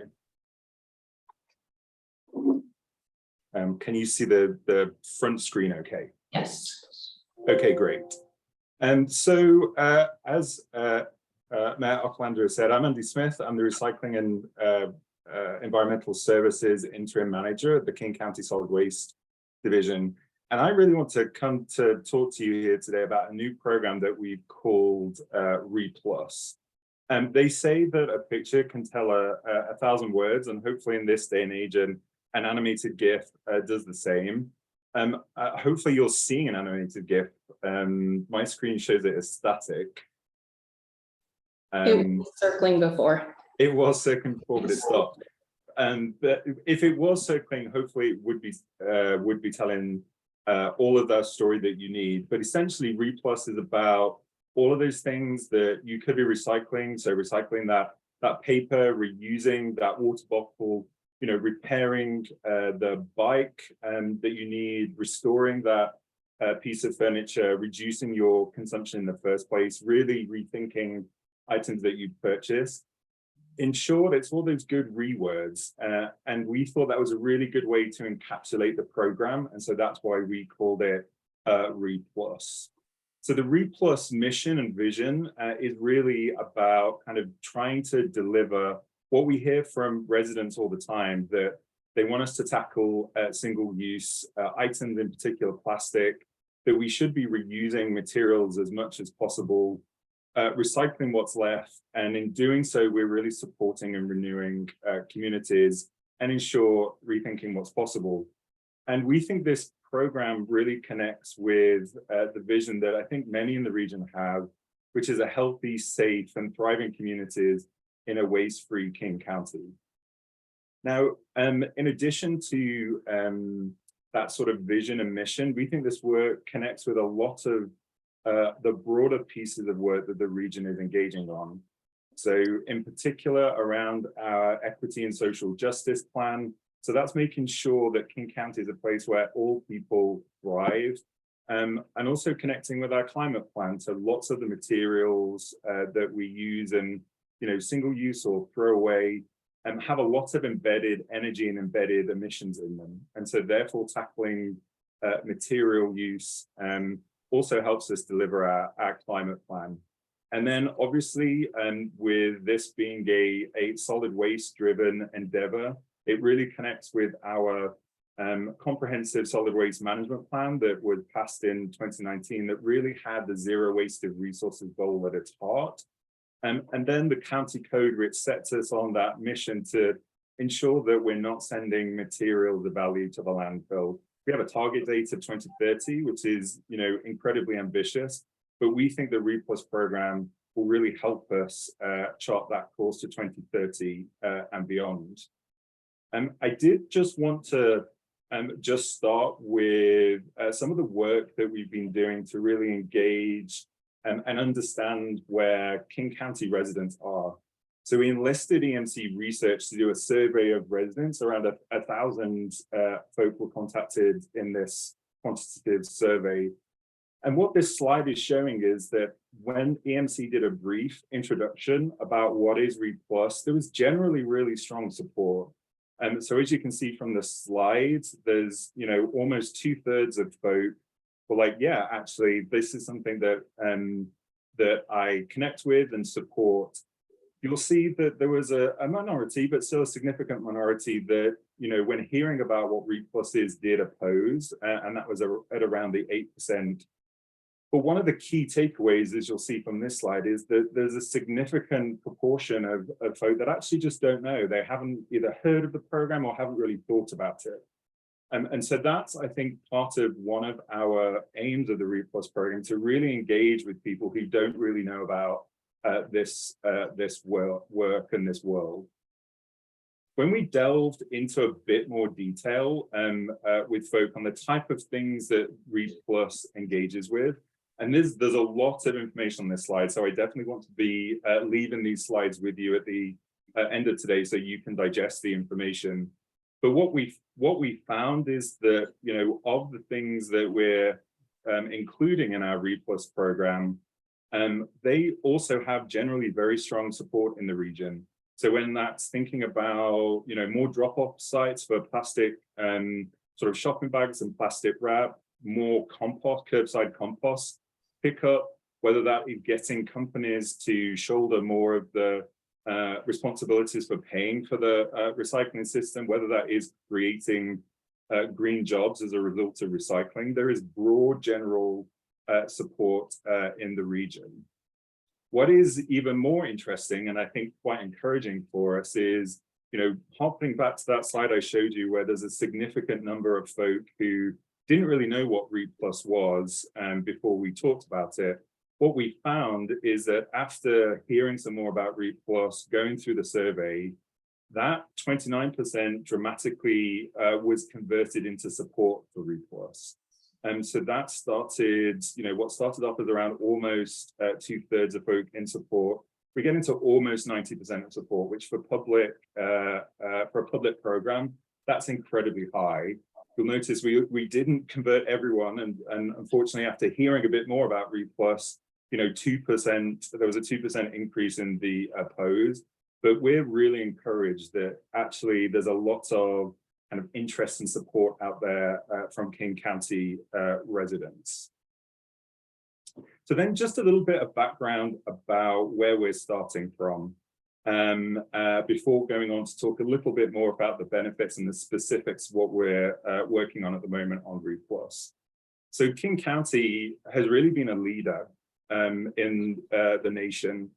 For almost 50 years, we've been a place where innovation in solid waste management happened. We were one of the first places to do the curbside recycling programs, increasing diversion of construction demolition materials, and also the collection of yard waste. In 2018, we recycled about 1 million tons versus throwing away around 800,000 tons, which has led to some of the highest recycling rates in the US. So at the moment, the average recycling rates in the US is around 30%, like 32, 33. Here in King County, we're actually getting up to 54%. That's great, and that's an amazing sort of place of strength to start from. However, we are lagging behind in a few areas. In particular, when we think about, we've set our regional target to recycle 70% of our material. We're lagging behind our ambitions. There are a number of ways that we can really flip that. So ensuring, for example, that there is consistent collection of organic material. So everybody has access to weekly collections, and crucially, people are subscribed to the service. Whether that is moving forward with statewide policy around extended producer responsibility. And so this is getting the producers of packaging to pay and support the recycling system. So what that means in effect is bill payers stop paying for recycling, and that's the responsibility of producers. And then also exploring whether there are things that we can be doing to deliver what's in the King County Strategic Climate Action Plan, which is to end sending food waste to landfill. So all of those things, plus others, are the type of things that through the RE+ program, we want to be having conversation with both delivering sort of programs and work to really bring forward the conversation so we can transform our 54% rate up to closer to 70%. You know, sometimes we're asked why would we want to do this outside of it's good? Well, actually, if we were to deliver our zero waste of resources goal, it has lots of co-benefits. So in addition to the huge number of tons of less waste going to the landfill, we would see a significant increase you know, in regional jobs that support diversion. EPA research has shown us that, you know, for every 10,000 tons of material that's diverted, we are supporting more jobs if it is in recycling or reuse than it would be in solid waste end-of-life processing. Also, when we look at the material that we're sort of currently sending to the landfill, a significant percentage is food waste. And out of that, there's a really big chunk that is edible food, so food that could be eaten safely by people. So of that edible food, if all of that was diverted, that could feed up to 92,000 people in the region. So there's a huge amount of opportunity there. When you add that together, and in particular, the sort of money that would be saved from sort of not having to dispose of that through the public system in the future, there is really significant benefit from us moving forward with this RE+ agenda. So now a bit more on the things that we're sort of exploring, working on, developing right now. And so I'm sure that you will have been aware that Washington State recently passed some legislation around organics management. So that work is really to increase the availability of collection services for organics throughout the state, and in particular here in King County. It's legislation that will see for the first time a requirement for commercial entities to sort of divert their food waste and then have it collected. There's a scaled implementation from large businesses in 2024 to medium in 2025, and then 2026. You know, most businesses that produce food waste will be required to have collection. And that's really also how we get at this diverting edible food in particular to better uses. And then also, you know, because organics is such a big chunk of the material that is going to landfill, we're also looking at ensuring there is consistent collection of organic material from single-family households in King County.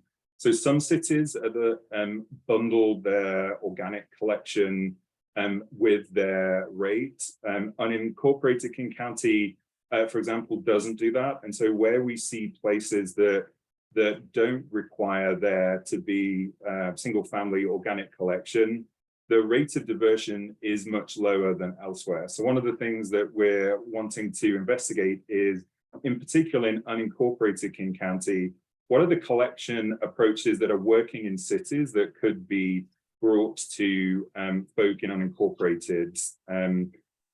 Part of that will be engaging folk in unincorporated King County, and so we'll be engaging in conversations about how and when to do that in the coming months.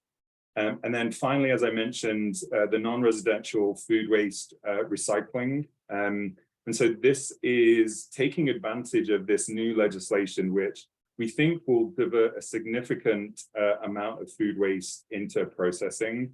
What we know is that we don't have enough processing capacity in the region to process all of that additional material. You know, even with without the legislation, with population growth and increasing and changing behaviors for recycling, we were likely to run out of processing capacity around 2030. So as part of the RePlus effort, we're looking at processing capacity for organics and food waste in particular. So one of the things that we're exploring is the potential use of more anaerobic digestion processes, whether that is to turbocharge wastewater treatment gas, or whether it is in a distributed system. We really want to work with private providers to increase processing capacity in the region. So I've talked a little about the sort of organic opportunity. The other big opportunity is around plastic and paper, so packaging generally. I mentioned the extended producer responsibility. One of the things that we know from places that have implemented an EPR is there is a dramatic increase in material that's diverted. You know, we look at what's happening north of the border in British Columbia, and we see their recycling rates go above 70%, you know, closer to be around 80%, and EPR is a big part of that opportunity. It's also particularly helpful for you know, the overburdened ratepayers, because in an EPR system, ratepayers stop paying for recycling. So people would see that the cost of recycling fall off their bill. We also recognize that even though we're very excited about RePlus and there's lots of work and lots of opportunity, you heard from the survey results, there's a lot of excitement out there. We also have to recognize that we're not going to get to our zero wasted resources goal by just encouraging generators to change their behavior. So one of the things that we are also investigating is a last screen for recyclables. So this is the mixed waste processing. So this is the idea that, you know, no matter what material is going into the trash, we use technology to be able to pull recyclable material or reusable material out of the waste stream. There's lots of really interesting, exciting work that's happening, you know, all over the nation, but in particular this region.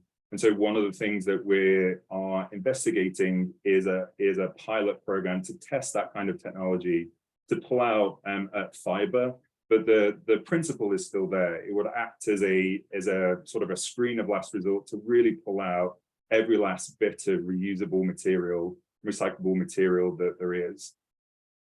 Then just very quickly on the sort of business opportunity and the private sector opportunity, you know, the more material we divert, the more of a business opportunity it is for folk in the region. So one of the things that we will be one of the things we've helped to set up is to bring something called Next Cycle to Washington State, and modeled on what you might have seen before in kind of a low carbon accelerator. So this is taking innovative businesses and entrepreneurial ideas and really supporting them with a process of mentorship, technical support, access to funders to really get those businesses to go on to the next level. This is a collaboration with the Department of Ecology and Commerce and also our friends at the Seattle Public Utilities to really begin a whole state approach to develop the next generation of innovators. And then finally, just connected to that, we've also launched, are in the process of negotiating final winners on what we call the RE+ Circular Economy grants. And so this is around $2 million that we will be distributing through a competitive grant program to private entities, nonprofits, who want to support waste prevention and waste diversion. We had over 48 applications, which was awesome for a county grant program. And we'll be announcing the recipients of those grants later this summer. Around 14 of those applicants were successful. And we're very excited to see how those grants get delivered. And then finally, just the sort of final and sort of more foundational work that we're doing around community. So one of the things that we've done is set up a community panel of advocates from frontline communities to identify where there are sort of priorities and attitudes around RE+. We really recognize in the past we've not connected with all communities in the same way. And so we're quite excited to be working with the community panel to really help inform the work that we'll be doing around RE+. We also will be developing out a proposal for a competitive city grant. So this is separate from the grant that gets distributed already from the Solid Waste Division, the WRR grant. This will be developed in partnership with cities to really target implementation of waste reduction and recycling actions. We expect that to be launched at some point in 2023 following engagement with cities on the proposal. And then finally, we really want to lean into more city-county collaboration. So we have our advisory groups already. So we have a group set up that is focused on city, and we have a group set up for stakeholders. But what we haven't had for a few years now is a space for city officials to be able to engage in a space to really collaborate more and increase work around the shared work around waste prevention and recycling. So we've restarted that group and is already starting to discuss things like the city grant proposal. So we're quite excited about kind of more of the work that we're doing around community. So then just to touch on what we think of the estimated impacts from these items that I've talked about, we think that there's huge diversion potential of around 300 to 400,000 tons per year. And that's not a guarantee that all of those tons will be delivered by the fast start action items, because there's lots of interdependencies which can sort of really affect that. But if we were to deliver that amount of diversion, then there are really significant county-wide climate impacts. So just as an example, I think sometimes when you hear the metric tons of CO2e, it's very jargony. You all might be sort of familiar with that. But for me, it helps to understand that if that was a car emitting emissions, the average car, then that would be the equivalent of driving 744 million miles. I don't know how far that gets you in the solar system, but that is quite a long journey in my mind. And then the other thing to sort of reflect on is there's lots of intangibles around this work. So as I mentioned before, there's really significant potential to create green jobs. If we lean into that in particular, then there's lots of co-benefits that come with that. So all in all, we're quite excited about the potential of the estimated impacts from our work. And then just to end the presentation on this note.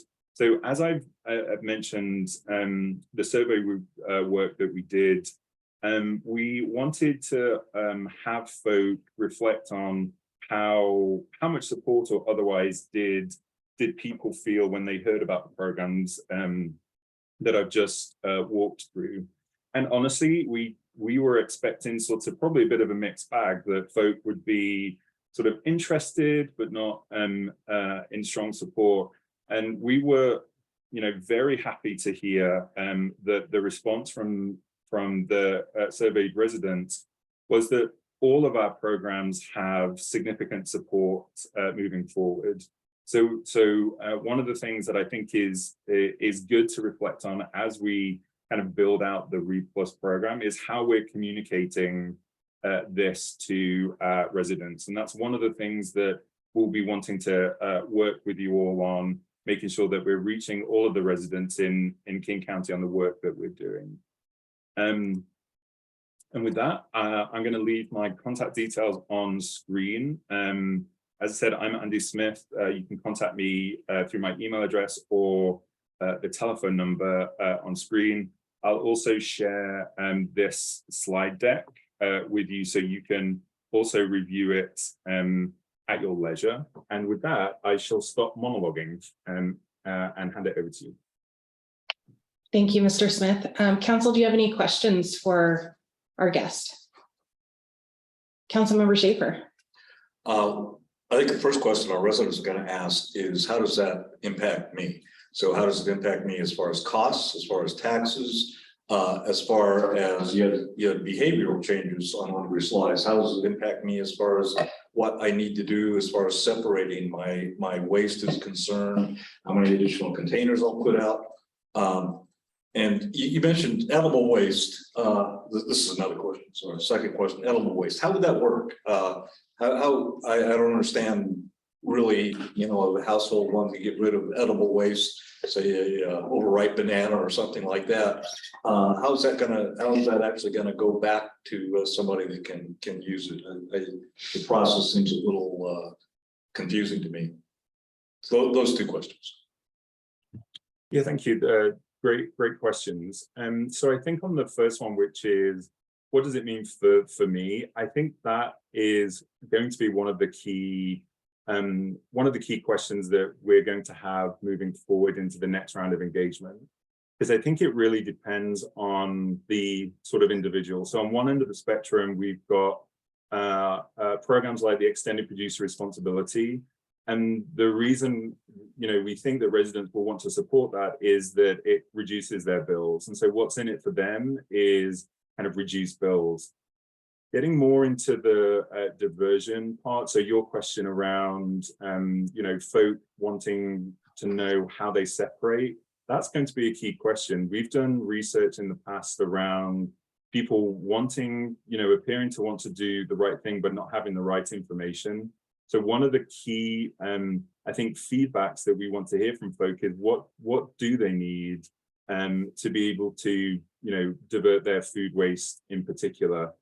I think you also asked around, what are the implications for kind of the garbage can size, for example. Well, one of the benefits, and especially when linked with our extended producer responsibility, is the more material that is diverted into recycling, especially if ratepayers aren't paying for the recycling component, is an increasing reduction in their bill, and also the opportunity to reduce their garbage can size. But then on your second question around edible waste, so I think it's a great question, and one of the things the region needs to explore further is with our social partners who are producing kind of services that support and feed hungry people.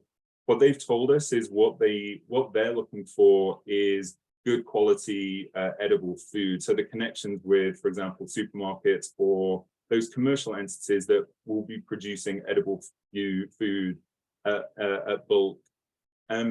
We don't think that necessarily is a good message for residents. You might sort of have a few bananas, or you have food left over that is edible, but you want it to go to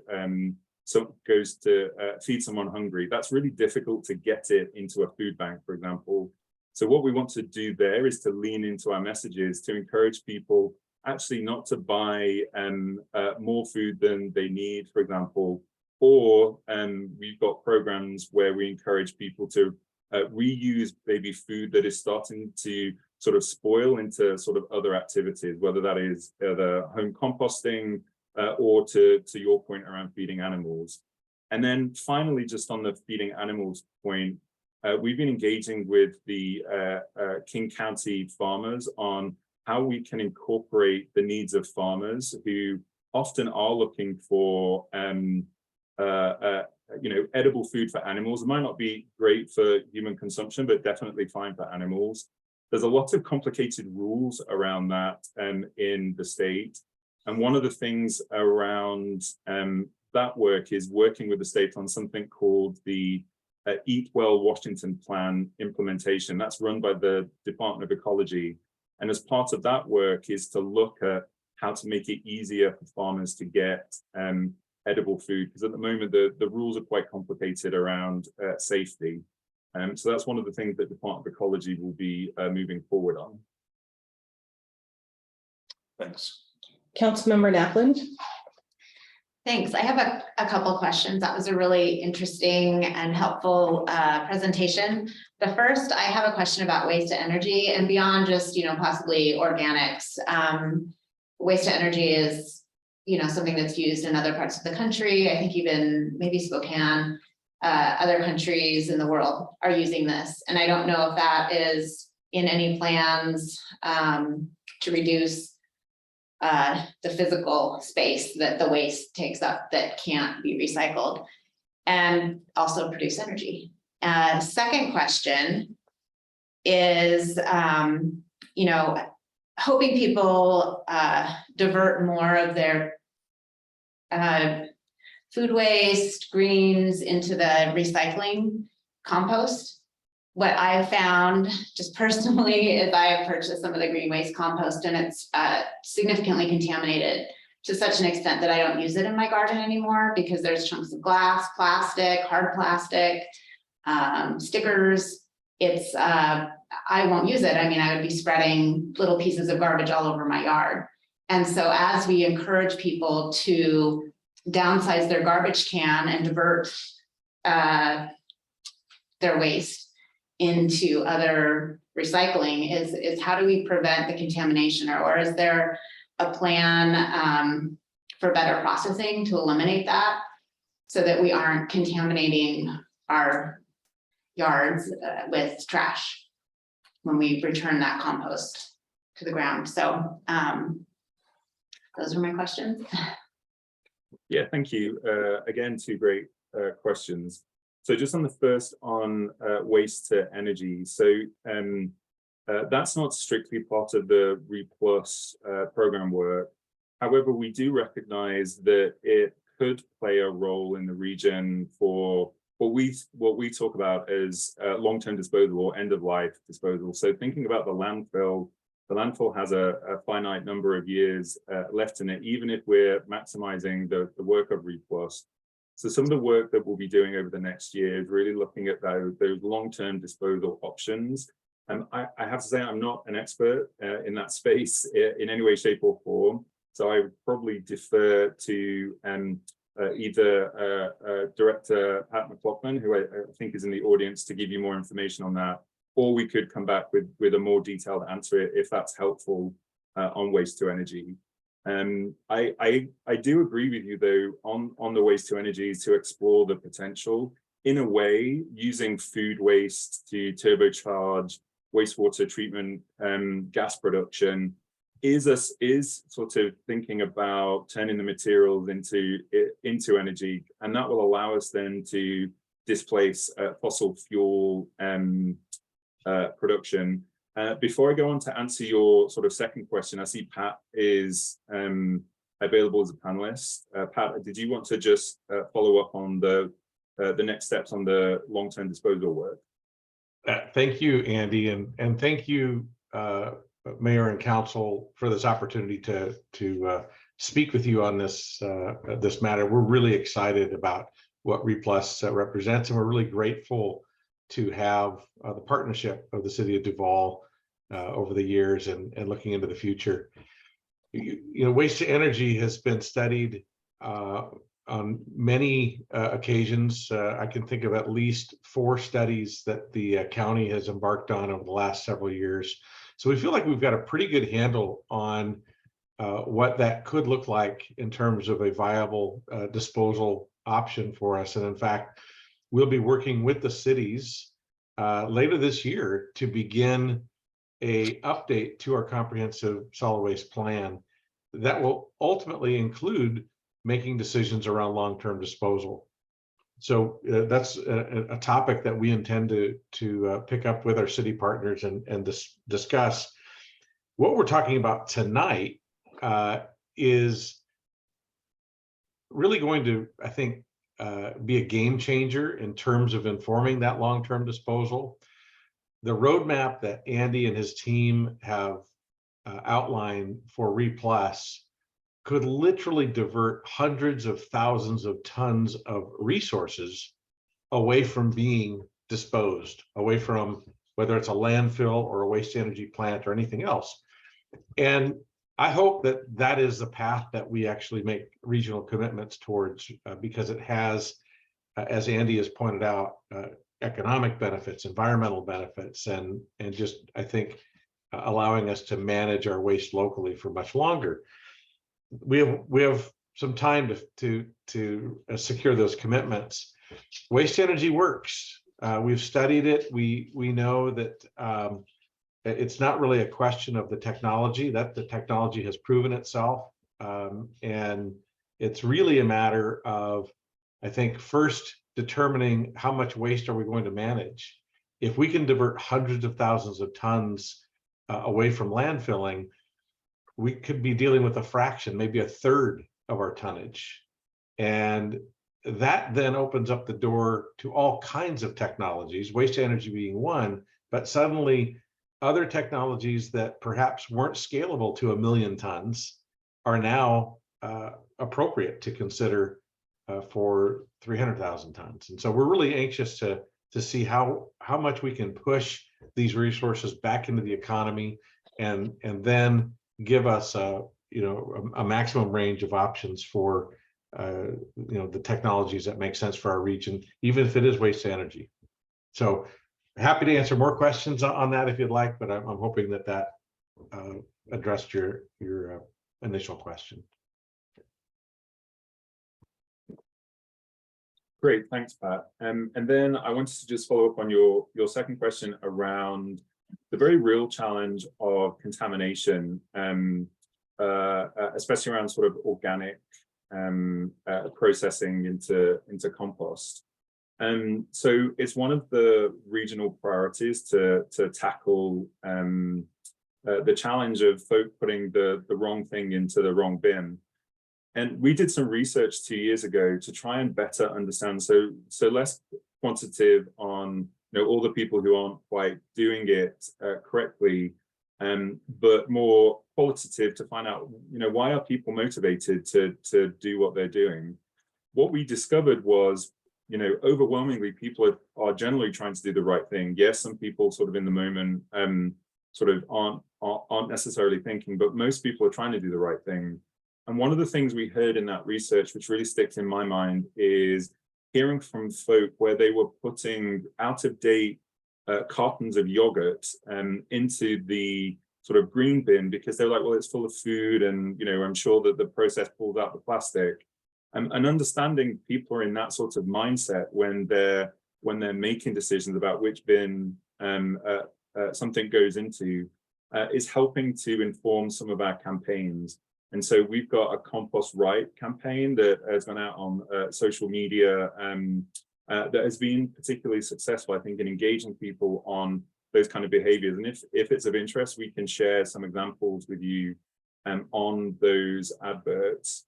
I do think moving forward, we also have a Compost Wise program. So the Compost Wise program is really for market development aimed at jurisdictions to support more compost use in public projects. And so I definitely give a plug for the city if you're interested in sort of using more compost or interested in finding out how to use more compost in city projects, then please do engage with us.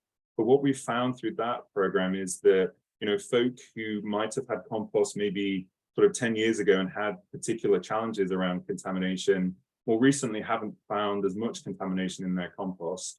And so I do think that there's a sort of an improving trend in this area, but I agree there is more for us to be doing to support people to make the better and right choices on where to put their material. Thank you. Councilmember Mercer?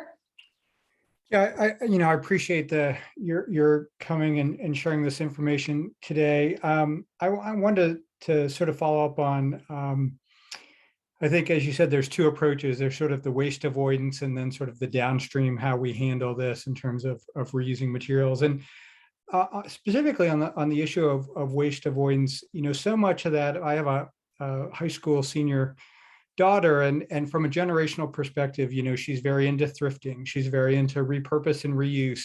She buys a lot. She'd actually, prefer that in many ways to going out and buying new clothes. And it's both a sort of a social conscious perspective, but also there's just a lot of, neat finds and interesting things that I think they value differently at a generational level. And you mentioned PSAs a moment ago. I was really curious in terms of shifting behavior more broadly, because obviously you've got to start somewhere, and then there's some acceleration in terms of perceived value, but very often in the beginning, it's more of a carrot and a stick. There's a penalty for doing something.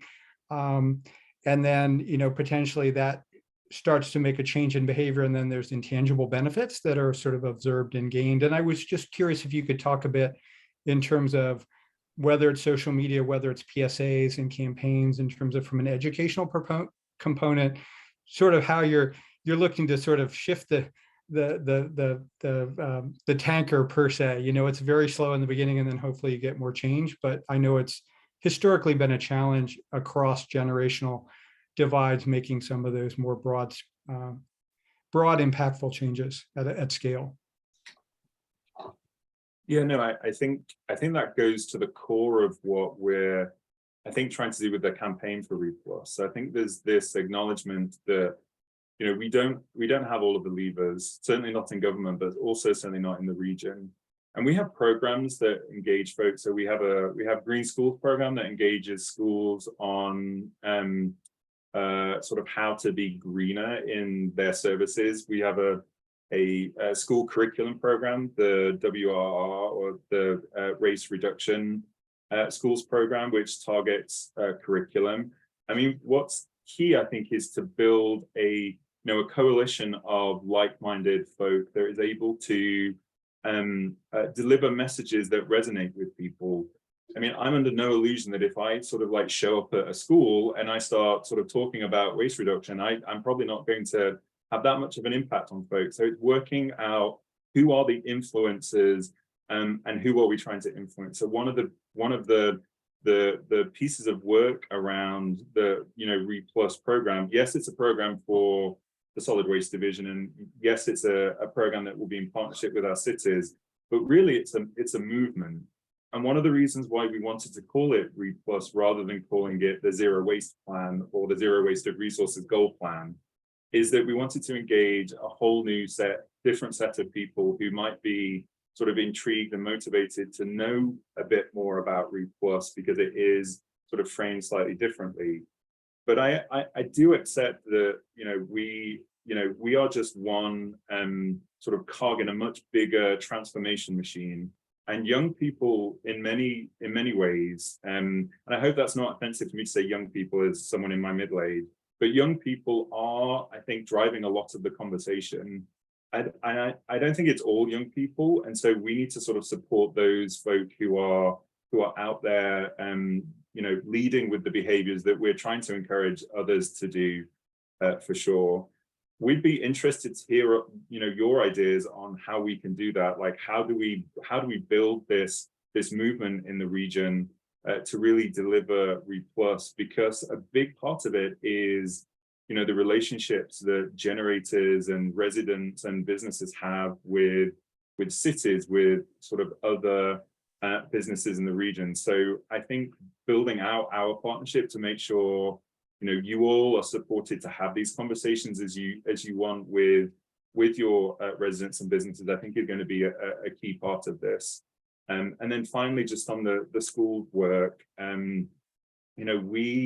we get a lot of reach from engaging with schools, and it's not just sort of engaging with the students, but it's the messages that students take back to their families and encourage their families to do other things.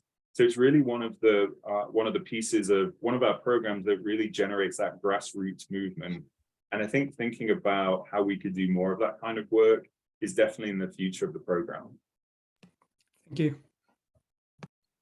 Councilmember Levitt. Yeah, thanks for your presentation. So thinking a little bit about kind of, if I distilled it right, kind of how do you address the green premium? How do you address how these things technically are more expensive, generally speaking, to get things off and running? And what I heard essentially was either A, the businesses pay for it, or B, the people with the bins pay for it. Like one way or the other, we have to store up some funds to get the thing rolling. I'm curious, because what I also heard, and neither one of those, I think on either end of that spectrum will be received with like, oh, great, it's going to cost us more in either place.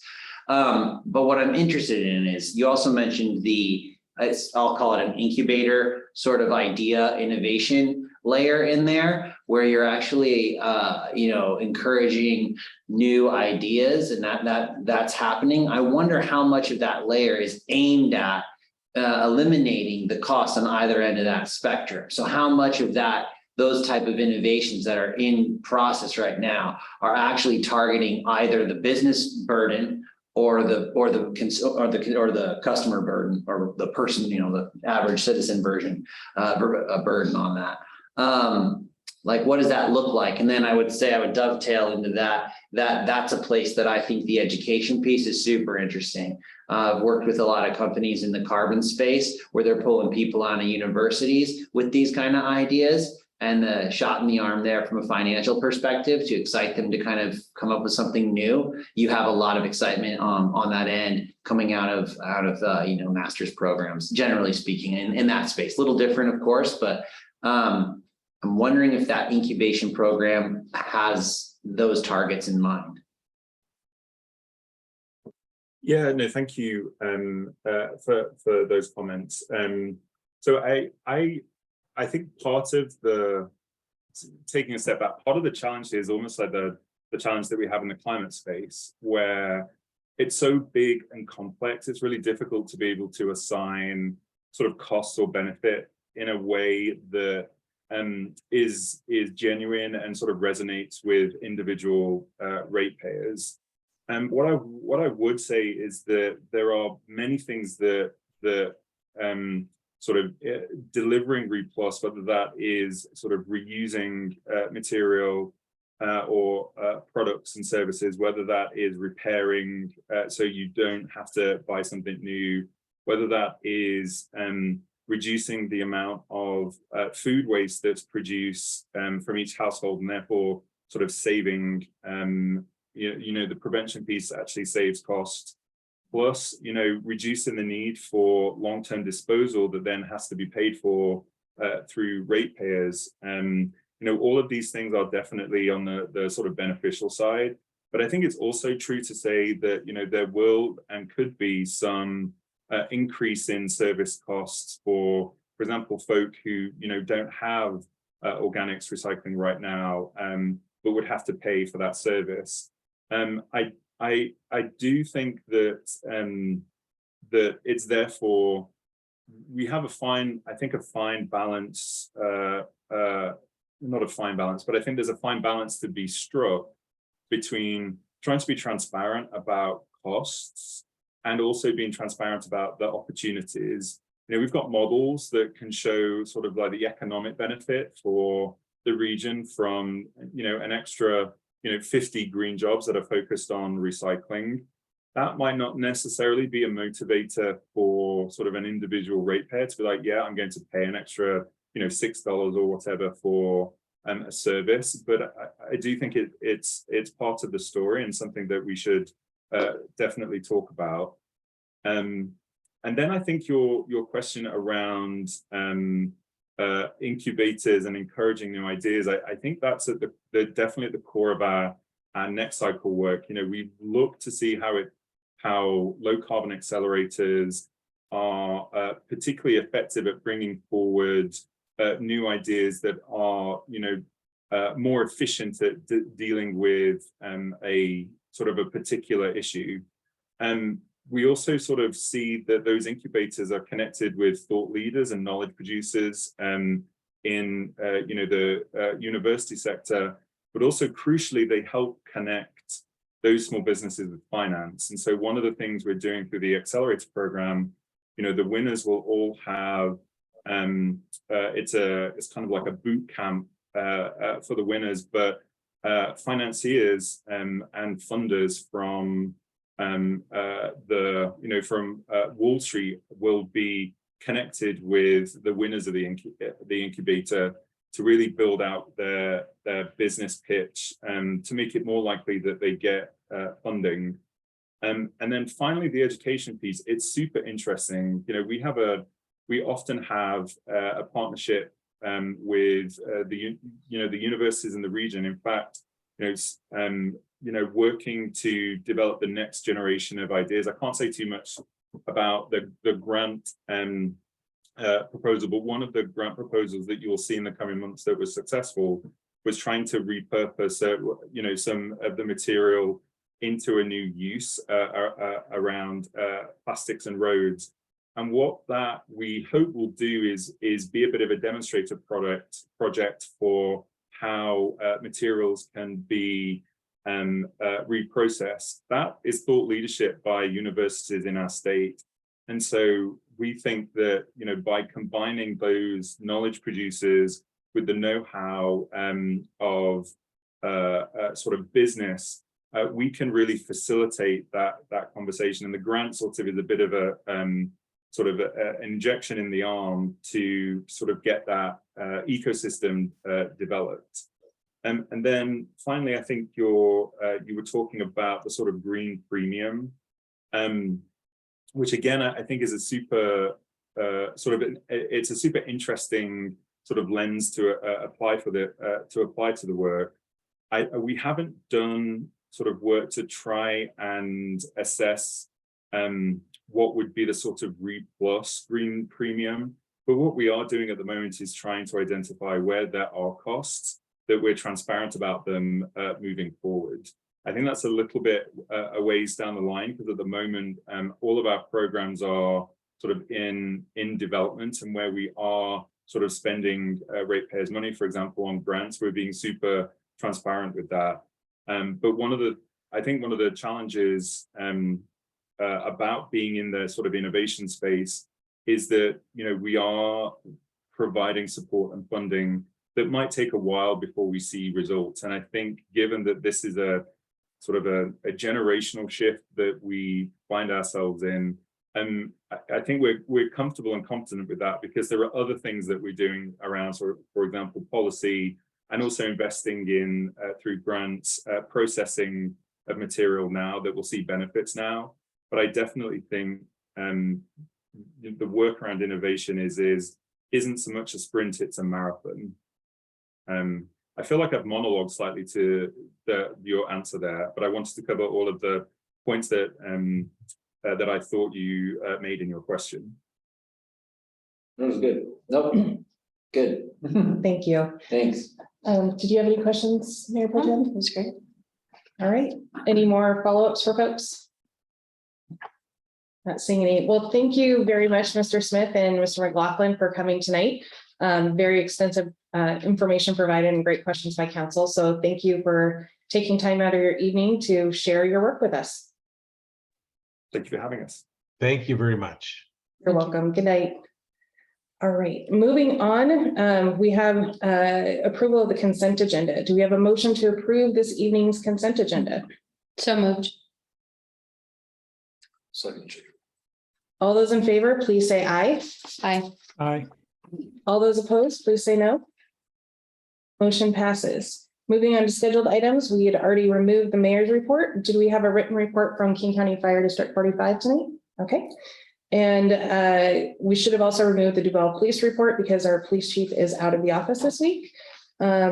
We removed council committees and other committees, so we'll move on to the rest of the city administrator report discussion. And first on that item is discussion on short-term rentals, and our city attorney, Mr. Kenny, will lead that. Good evening, Mayor and Council. Can everybody hear me okay? Yep. Great, perfect. Well, I just have a short report on short-term rentals. This is a topic that has come up, and Director Thomas asked me to provide a little bit of information, and I'm sure this will be a continued conversation down the line, so happy to take any questions along with Director Thomas after the meeting. The short-term rentals is a topic that has come up in a lot of communities over the last few years. And it has come up recently in Duvall and kind of sporadically over the last few years as well. And in the code, short-term rentals really isn't envisioned or isn't incorporated into the code. The closest that the code has right now are bed and breakfasts, and bed and breakfasts include a range of requirements in that definition that just don't apply to short-term rentals. And when I mean short-term rentals, I'm talking about short stays in homes or rooms in homes or accessory units on properties. It's your classic Airbnb or VRBO, if you're familiar with those. I think there's some other websites, HomeAway and some others as well, but those are the most common ones. But bed and breakfasts are different. It's more of your traditional use, alternative use of a home for stays, but it includes things like a shared dining area, lodging rooms for guests as opposed to using the whole house, and serving primarily breakfast only to those people registered in the facility. So not like a restaurant or breakfast place or anything like that. It's intended to be for those people that are staying in those lodging rooms. And so that definition doesn't really apply. That's a conditional use in certain zones. And so with that off the table, there really isn't an allowed use for short-term rentals. The city's been approached, as I understand it, a few times over the last few years, kind of sporadically, on asking about an allowed use for short-term rentals, has received one complaint on short-term rentals, that being more recent than the requests. The city did do, or staff did do some research to see what might be out there for short-term rentals. There's a website, AirDNA, which can give some information on those types of rentals. It would appear, though we don't know independently, that there may be 3 in the city. So this is not a pervasive thing. There are certainly other communities that have Airbnbs and VRBOs all over the place. And so knowing that, and knowing that there is no use, allowed use for short-term rentals, it's something that the city is going to look into, but of course, that's going to have to go onto a work plan and get adjusted on the work plan for staffing and scheduling. And so it's something that certainly staff and Director Thomas are aware of and looking into, and will want to get addressed. Of course, council, you will be very involved with that. That would be a code change, but there will be some policy work that is needed to analyze what might make sense for the city with your input, of course. And so that's the quick rundown on it.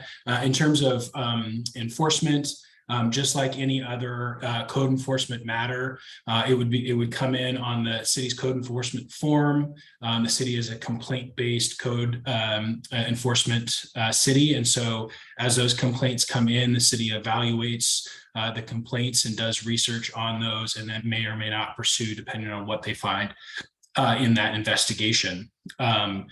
Of course, any code enforcement, just like any policy work or anything else, has to do with staffing and availability to do that work. And so, if 40 different complaints come in tomorrow on different things, the city's going to have to manage that with staff. That's kind of the quick, long, and short of it. I'm more than happy to answer questions to the extent that I can. But Director Thomas, this has come up probably at least 2 times in the last 6 months in her department. So I'm sure that she can answer more questions as well. Thank you. Council, have any feedback or thoughts or questions for Mr. Kenny? Question. Yes, Councilmember Schaefer. So you said that currently there's not allowed use. Does that mean it's actually not allowed in Duvall? VRBO kind of rental? Yeah, that's correct. So in the code for each zone, there are allowed uses, accessory uses, and conditional uses. And this is not identified as any of those. See, okay, no, good, thank you. Councilmember Levitt. More of a comment than anything else. I would just encourage anyone that's interested to kind of look at what happens to some of these cities that's not dissimilar to ours, where it's kind of like a place to be at a certain time of year, in terms of what buying up property and leaving property sitting, and just kind of churning people through what that does to neighborhoods, what it does to living next to one of those places. There's a lot out there online. You can be the judge of what that is, but it's well worth looking into if we're thinking about that's something that's even being considered. That's all I'd say. Councilmember Mercer. Yeah, I was actually just going to make a comment more. I think, Mr. Kenny, you mentioned like there were 3 based on the sites. I was actually looking for someplace for my parents to stay for my daughter's graduation later this year. And there's actually a lot of places on Airbnb. I mean, in pages and pages. Now, a lot of those may not be within the city limits proper. They're just the Duvall zip code. But I was curious from given the statements around it not being an allowed use, if there's any awareness in terms of, do folks actually understand that? Because I would imagine in many cases, people that go up to a website, list their property, the first thing that doesn't come up is, the legal code and validation, whether or not it meets requirements. I was wondering how much of this is sort of ignorance of sort of the city code or sort of willful disregard, and because there is no, policy. And I know historically, unless there's a complaint, the city hasn't moved to do active enforcement, which I think is often the correct approach. But I just was curious if they're, much like with the sign code, if part of that also would be coupled with some education in terms of, informing folks who may want to list a property or a room or something in their house that it's actually not a permitted use today. Yeah, I mean, I think, honestly, I probably can't answer your primary question, but, there have been inquiries. So it's, I think some people are aware that there could be a requirement or could be limitations. I think anything that is adopted in the future, absolutely education for the population, for the owners is going to be essential to make sure that they understand. There is state regulation of short-term rentals. And there is a need for a business license for any operation of a business within a city. And then there is also potentially lodging tax that is imposed by those websites, all of which because you're operating a business within a city. And so I do think that people should understand that there could be regulations and should look into it. But if it's unclear, or if it's ambiguous because there's bed and breakfast but not Airbnbs and they think they're similar but they're not, certainly I'm sure that people can get confused, and that's why I think education and whatever council should decide when that policy item comes up on the work plan, we'll need education across the board. All right, thank you. Mr. Kenny, I do have a question. Right now, while it's not allowed in code, what is the discipline if somebody is found and has code enforcement action against them? Is there a fine, or is that something that needs to be looked into? Well, so it would be through code enforcement from the in the land use code chapter for the I had it open here. I don't think I have it open anymore in Title 14. I haven't looked at the land use code enforcement specifics recently, so I couldn't say right now, but that's where you would go and there would be a notice of violation and whatnot. Yeah, because the reason I ask that is because if, regardless of whether or not it's legal, if there isn't any actual punishment financially, STRs continue. So Councilmember Levitt was mentioning there's neighborhoods where it's gone really bad. There's neighborhoods where it's gone really well too. And that happens to be where our weekend places, STRs are going really well because regulations are in place. And so, I think that's something for the group to consider as well, is we don't have any lodging within the city of Duvall. And that's been a big problem with our economic development, is not being large enough to have a hotel, and to consider whether or not you want to determine whether we should have these in certain zones and certain allowable, or for example, Chelan County limits the number of STR permits allowed within the entire county. And some jurisdictions limit how many nights you can STR per year. So it provides that balance of flexibility with allowing some of that to happen. But it also provides restrictions so your city doesn't become overwhelmed. So just that's why I bring it up, Mr. Kenny, is that there's a lot more to think about than just whether or not they're allowed or not, and how that enforcement process goes. Yeah, I guess I would just say, I think it would be a very detailed conversation, to the mayor's point. I think once you start to have this conversation, I think likely the community will get involved, which is wonderful. And there will be a lot of things to consider. And so, you know, when that time comes, I'm sure staff will tee up all the appropriate conversations and provide you with the materials. And in all likelihood, it'll start with Planning Commission as well.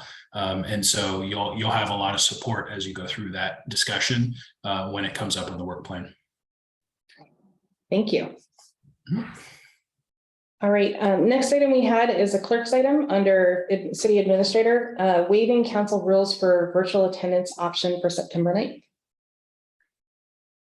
Yep. Switch back there.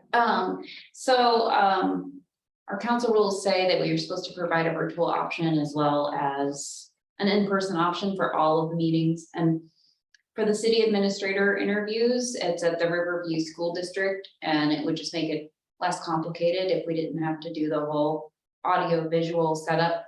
And so I was just, if you agree, if everyone's going to be able to be there, just look for a motion to waive the rules concerning virtual attendance for that particular meeting.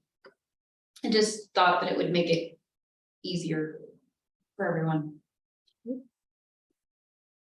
I'm seeing head nods. Okay, every single head nod. So would someone like to make a motion? Or we can just do unanimous consent. If that Okay. is- I think if we've got all head nods that are yes. So if you guys are okay, let's go for it then. Yeah. Thank you. Next up, we have a public hearing on the extension of the sewer moratorium. Before we begin the public hearing, I'd like to remind council that this is the opportunity for the public to receive the presentation and provide public feedback.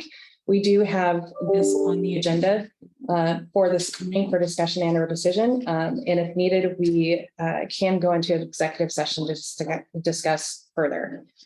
So with that, I would like to open the public hearing. Mr. Liniszewski. Thank you. Good evening, Mayor, Council, staff, and citizens. Steve Liniszewski, Public Works Director. So the council packet under Agenda Bill 2281 has some findings and a staff report of continued monitoring of the wastewater treatment plant's capacity situation. Current monitoring of our influent chemistries are tracking. Good news is information included about where we were. So yes, there's new stuff online, and we are still at the threshold limits. We haven't reduced, so there's no good news per se, but we're not accelerating in any sort of loading issue. At this time, it is the almost 6 month expiration of the interim 6 month sewer moratorium. So it has to be considered. We are in contract for design. We are approaching 90% engineering plans. We are on or just ahead of schedule, not to jinx anything relative to construction. But our engineering plans are in good order and progressing very well, which we expect to be going to bid this winter. So with that said, we also have some of the provisions in place to do some proprietary pre-purchases of the specific membrane bioreactor elements that are part of the process, because they do come from overseas and do take a decent lead time. So those contracts are underway. We are doing our best to facilitate this in an expeditious manner.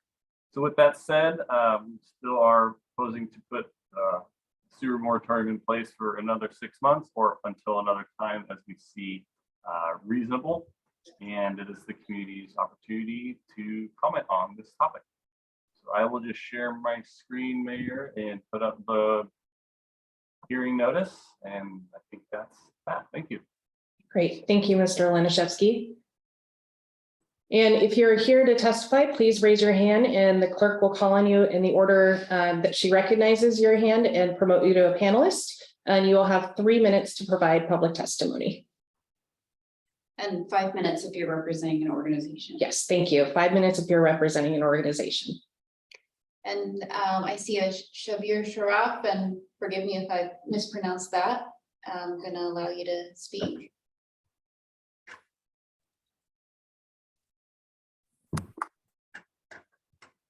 Good evening, and thank you for the opportunity. I hope I'm audible. Yes, you are. Thank you. Dear City Council members, my name is Shabir Sharaf, and I am an official and a member of Anjuman-e-Burhani, Seattle.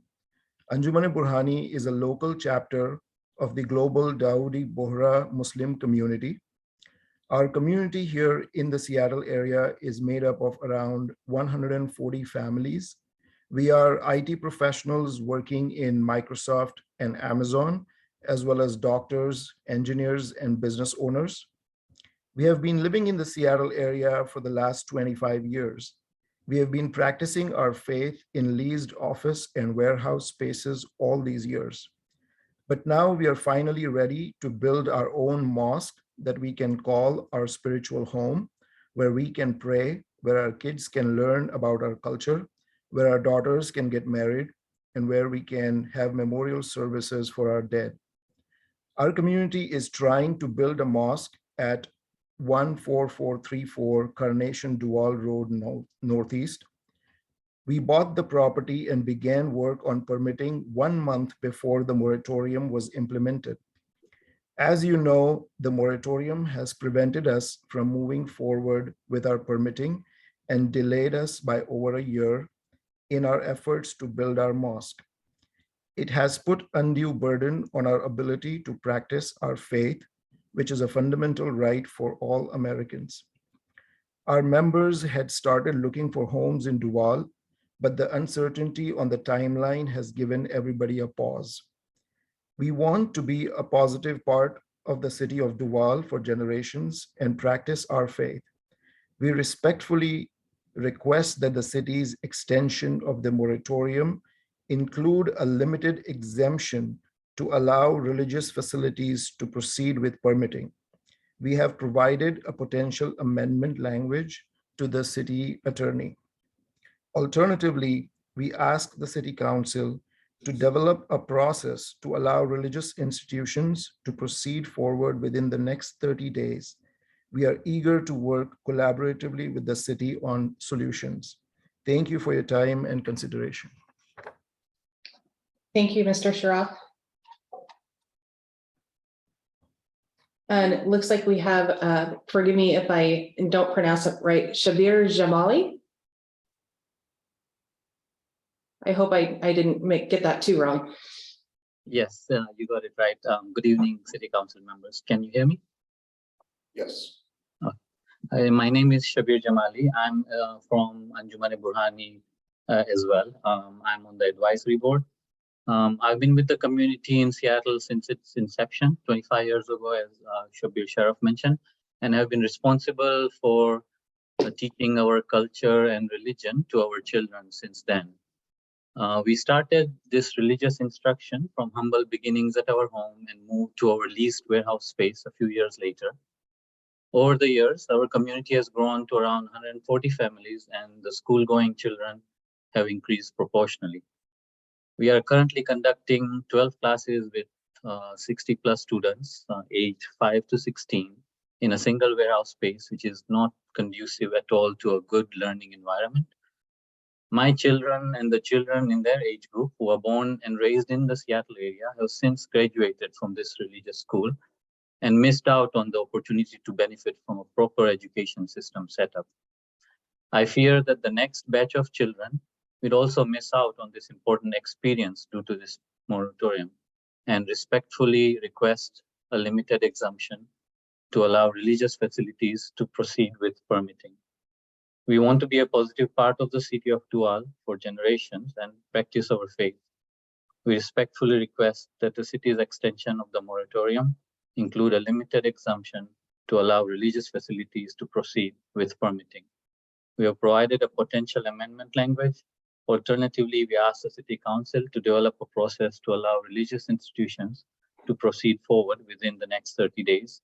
We are eager to work collaboratively with the city on solutions. Thank you for your time and consideration. Thank you, Mr. Jamali. Next up, we have Abbas Vanak.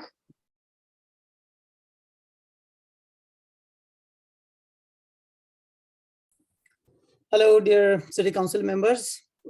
Can you guys hear me? Yep. Yes, thank you. Thank you for giving me the opportunity to speak today. I'm Abbas Vanak, a member of the Board of Directors of Anjumani Burhani Seattle, and I'm responsible for raising funds for the construction of the mosque in Duvall. We have a very strong base of support and financial pathway to the construction, and we are all excited and eagerly waiting for the mosque so that we can have a proper place for worship and where our children can get a good education. But as you know, the rate of inflation and the construction cost has significantly increased in the last few years due to material costs, supply chain issues, labor shortage. So our budget of the mosque already increased by 25% from the original estimate from when we purchased the land in 2021. And any further delay to this project will cause a severe financial burden to our mosque community. And we also need to continue to bear thousands of dollars in additional expenses to support temporary space to practice our faith, which further impacts our community and delay our construction.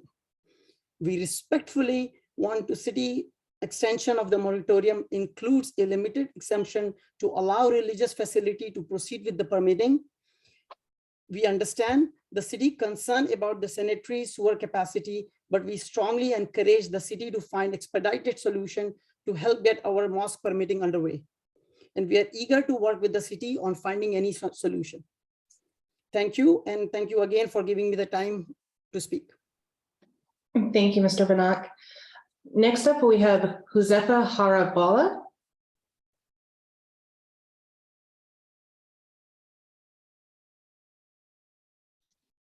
Hi, I hope you guys can hear me. Yes, thank you. All right. Firstly, good evening, all of you. I know it's late. I really appreciate the opportunity to kind of put forth my views here.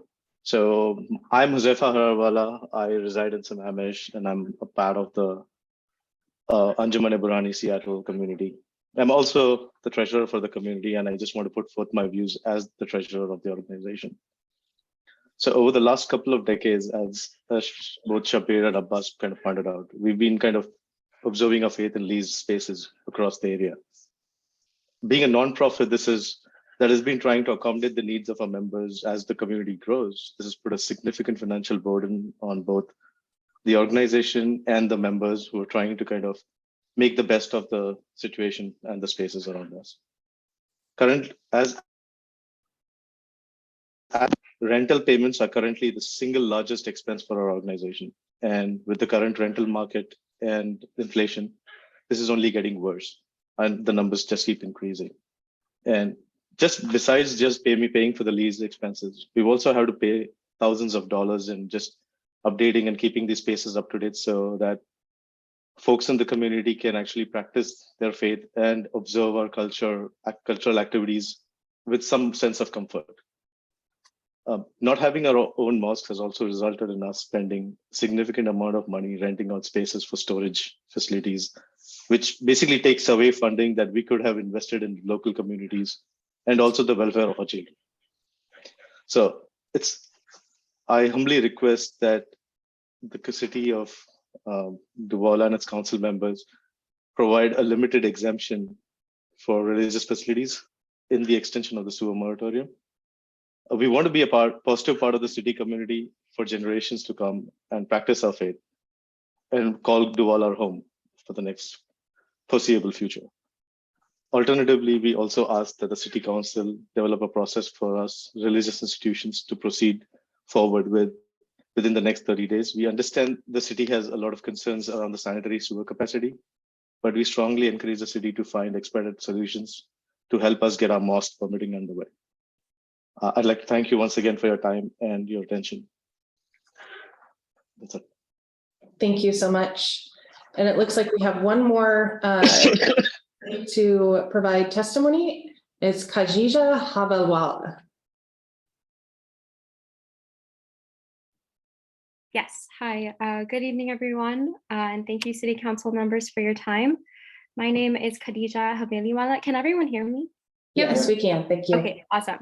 I'm an attorney and I've been a member of the Dawdi Bora communities in Seattle since I moved here when I was 7 years old.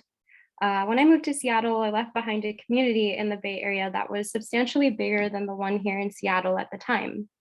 I was taught religious school on the weekends by both of the speakers who spoke before me here today in our office-based facilities and sometimes even privately at home.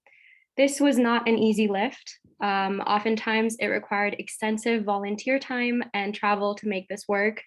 I'm very grateful to the strength my community has had to persevere, and I'm proud to be here today speaking with you about my experience and to inform you of the necessity of a masjid for the young people in my community. Having a masjid improves the sense of belonging and pride in our community, similar to the way a church, synagogue, temple are all physical representations of a strong and secure community. A beautiful mosque that is built by the people themselves is a representation of the establishment of the 140 families of the Dawdi Boras who seek to make the city of Duvall their home. When I attended religious school, and even currently, the facilities that we have do not provide an adequate environment to learn. I remember sitting in the hall of our office space with my classmates, and we would study using small whiteboards on the floor. I remember my teachers, who were all in volunteer capacity, carrying their teaching materials and books back and forth. We had no classrooms or desks or really any space to play outside during breaks. Over the past couple of years, I've grown up, I've had the chance to make friends within my community that live in other American cities that have a masjid. And there, students were able to learn in classrooms with whiteboards, TVs, and outdoor space for children to play during breaks together. So clearly building a masjid will allow us to have state-of-the-art facilities for our religious schooling to take place. Having our own space such as this will allow the children in our community to feel empowered to learn. And this school program, this religious schooling program is critical to developing and educating children of the religious and cultural values of our community that we all belong to. In the climate that we now live in, where the value of diversity and equity are now at the forefront, I strongly urge you to consider the necessity of creating this space for the young people in our community and allow our masjid project to advance in the city of Duvall. I thank you for your time and consideration on this matter. Thank you very much. And Clerk McMillan, did we have any written comments that were submitted? Yeah, we had a letter that was forwarded to the city council from this organization. Great, thank you very much. And with that, we do not have any more hands raised for testimony. So that will conclude and close our public hearing.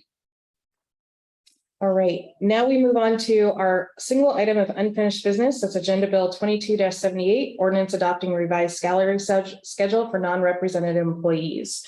We've had extensive discussion on this over the last few months. So I'd be happy to entertain a motion and move it forward. Without Councilmember Isaacson, do we have sufficient council members here to vote on this? It takes 4 votes to pass. So we have 5 council members. At our last meeting, during the discussion, we had 2 council members express that they would not be voting for the ordinance, one of whom is no longer on council and one of whom was absent. Another council member is absent, so we weren't able to have that discussion with that council member, so we do not. Good, thank you. I move to approve Agenda Bill 22-78, adopting an ordinance amending the 2022 salary schedules. Second, Schaefer. Any final discussion? Seeing none, I believe we should do a roll call vote because we know this is going to be a close one. So clerk, would you please take the roll on this one? Councilmember Schaefer, Yay. Mayor Pro Tem McHenry, Aye. Councilmember Mercer, Aye. Councilmember Napland, No. Councilmember Lovett, Aye. Thank you. The ayes have it, and we have a new approved non-represented salary schedule. Thank you very much. Moving on to new business, Agenda Bill 22-81 for discussion and decision, ordinance extending sewer moratorium. So now this is the time for questions for Director Laniszewski. And if we have legal questions that need to go into executive session, we will move to executive session. Does council have any questions for Director Laniszewski? Councilmember Schaefer. In lieu of the fact of the request, the request that we heard about today is not the only one we've gotten. I'd like to understand, Director, what do you view as the risk or the downsides of allowing construction to proceed, but delaying sewer connectivity until we have the capacity that would at least provide an immediate or near-term solution to rising costs and things like that the religious community today expressed and other businesses have expressed.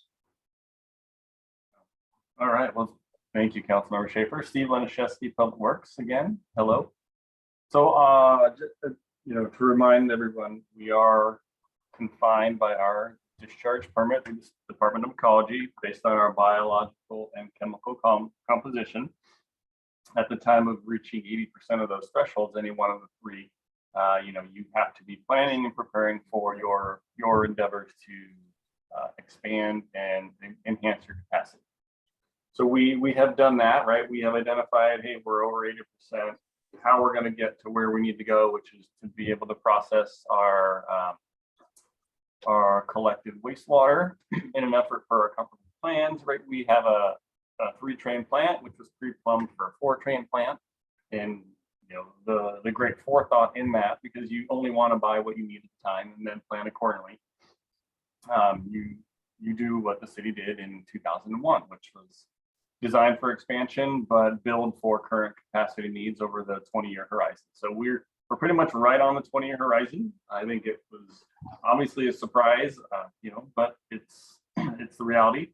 I think the risks, as we've identified previously, it's a $10,000 fine per day from Department of Ecology for every day's exposure and or exceedance of the permit limits.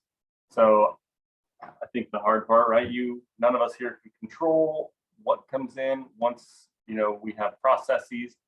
We do have permits that were outstanding that are issued prior to the moratorium, so those have not come online yet in full. They're still coming in on a daily basis.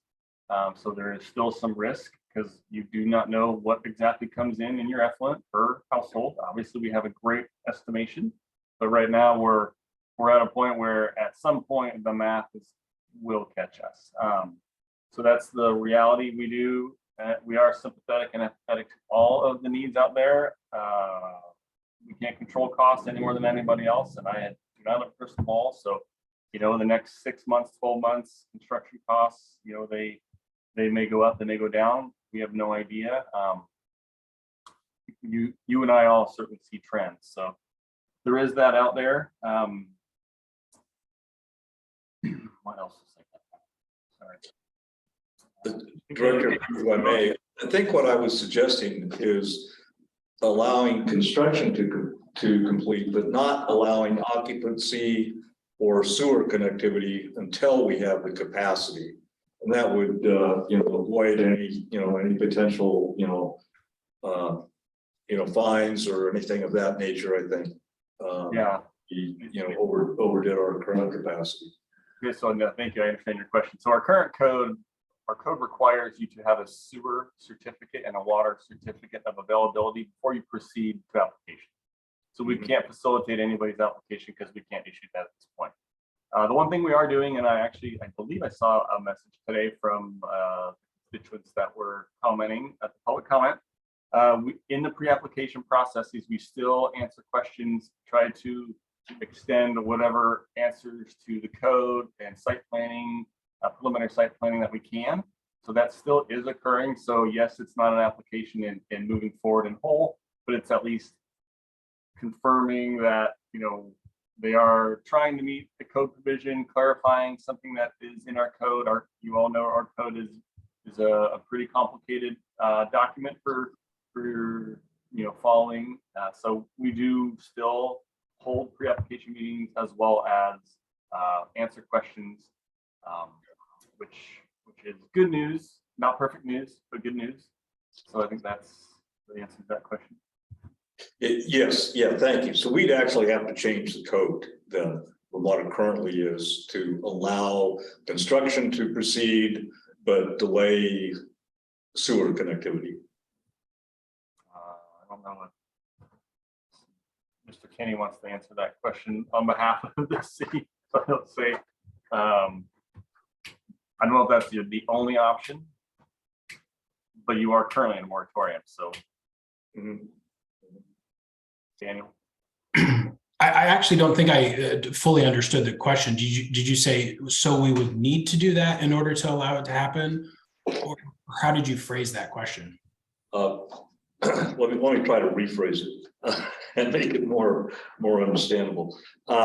So my suggestion was the possibility of allowing, not just for religious purposes, but businesses in general, to allow construction to proceed, but delay sewer connectivity until we have sufficient capacity, until the fourth train is online. From what Director Lenashevsky said, I think right now our code requires us to have that sewer permit ahead of time. So it sounds to me like if we made that exception, the council would actually have to make a change to the code, or at least have a temporary, a temporary exception allowance for that. Yeah, yes, any solution to meet the needs of the public as expressed in the public comments would include some sort of code change, interim ordinance. I mean, TBD on exactly what form that would take, but those are requirements for an application. And just in normal course of business, it would be unusual to let a project fully construct contingent on something that is out of their control. Director Lenashevsky, all indications it's at 90%, it's on track, timeline's great. We can't say that for 100%, right? And so allowing all of construction in the city or certain types of construction in the city to proceed to construction when there is not sewer capacity would be unusual and not how the code is written. And so if something like that is to be explored, all of those considerations would need to be taken into account. Sure. Okay, good. Thank you. There are also some expiring timelines on permits as they are issued. So if you had a permit issued for, a 12 or 18-month cycle, and then this online, wastewater treatment plant green light happens after that, you are, again, still stuck. So just things to be cognizant of. Councilmember Levitt. And to clarify, so there's the 6 months that we're forecasting right now, but it could be longer. So it should be understood that if we were to make an exception and the burden on the city is $10,000 a day, we're over the limit. That's not like a 6-month risk. That's a unknown risk, correct? I would say that is accurate, yes. Okay. Any further questions or discussion? Is council ready to take a motion? Yeah, I just wanted to say that, these are always tough, but it really comes down to health and safety. So with that, I move to approve Agenda Bill 22-81, ordinance number 1308, renewing for a period of 6 months the moratorium for connection to the city's sewer system, originally adopted through ordinance number 1286 and previously renewed for 6 months through ordinance number 1298. I second. We have a motion and a second. Is there any further discussion? Seeing none, all those in favor, please say aye. Aye. All those opposed, please say no. Motion passes. And yes, these are always very difficult decisions. And thank you for all that came to speak. I think we are all hopeful that we can conclude our processes sooner rather than later so that you can move forward with the rest of your building permit process and bring that wonderful sense of community to our home here. So thank you all for being here. And I do look forward to future ribbon cutting at that mosque after the sewer moratorium is over. So thank you. Moving on to Agenda Bill 22-82, contract for painting city facilities for discussion and or decision. Director Laniszewski. Good evening again, Mayor, Council, staff, and citizens. Steve Laniszewski, Public Works. Right in your packet is the multi-facility painting project. We are slowly chipping away at all the backlog of maintenance, deferred maintenance work, and regular property management items. We were able to solicit 2 bids out of the many we requested, which is good. You saw the bid proposals that were included in the packet. A little above the estimate that was made fairly recently by staff, but not too far off. We have broken down the tasks as noticed in the itemized response. And at this time, we are recommending approval of the Bosley Group. Exact wording. Bosley Energy Services LLC after background check. And I hope I'm going to share my screen just so you all know. I want it to be kind of clear since we were under a time constraint, says painting in the outdoors is weather dependent. I tried to put this little box up here, and in the early packet, I hope you noticed we didn't have it verified in the background work done, but we wanted to provide the packet as full as we could with a couple of blanks here and there. But then the clerk was able to upload Friday afternoon after we were able to open the bid Thursday and then verify the bids by Friday afternoon.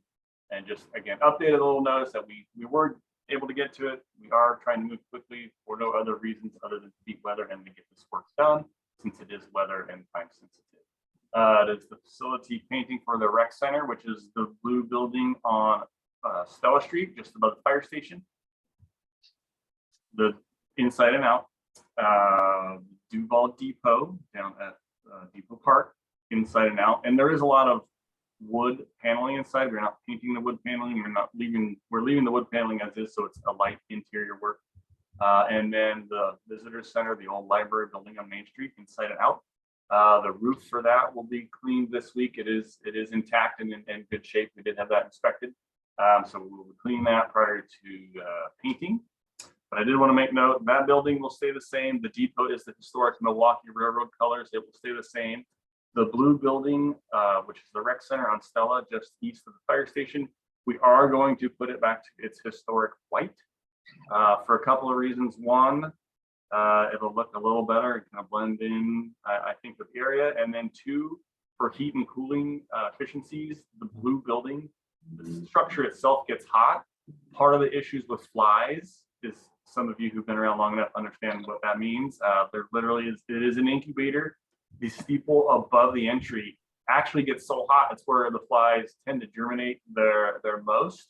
So we have worked on that. We're doing a couple things to the exterior. The fly count is drastically down, believe it or not, now that it's managed. And with the facilities inventory work from ARC, they were very microscopically approaching the property so we could see where they were coming in and limit that access for the fly, and the cluster fly is what they technically are. So we are moving forward as a little slow, but we are doing it. Anyway, thank you very much. That's all I have. Any questions? Thank you, Director Laniszewski. Are there any questions from council? Councilmember Schaefer. Yeah, thank you. Let's see, Director, you had the ARPA fund listed in the in here. I was I don't know if that was just a possible suggestion from you on how to fund this, or what was the reason for that? Yeah, after a consultation with the finance director, we thought it was probably the most reasonable place to spend some of the monies. That was the only table that was not updated. I apologize. We had over 2 million in available funds that we have yet to disperse a lot of. So I think that was that was Director Mason's recommendation. I don't know if she wants to say anything. I'm just double checking my notes on this. It doesn't really matter to staff. That's one of the options we saw fit. Great, thank you. Director Mason first. Good evening, Council, Mayor Dana Mason, Finance Director. So I believe that the painting projects, isn't this part of the facility updates that were approved by the council? And so this ARPA funding was already approved by council, I believe, as part of, yeah.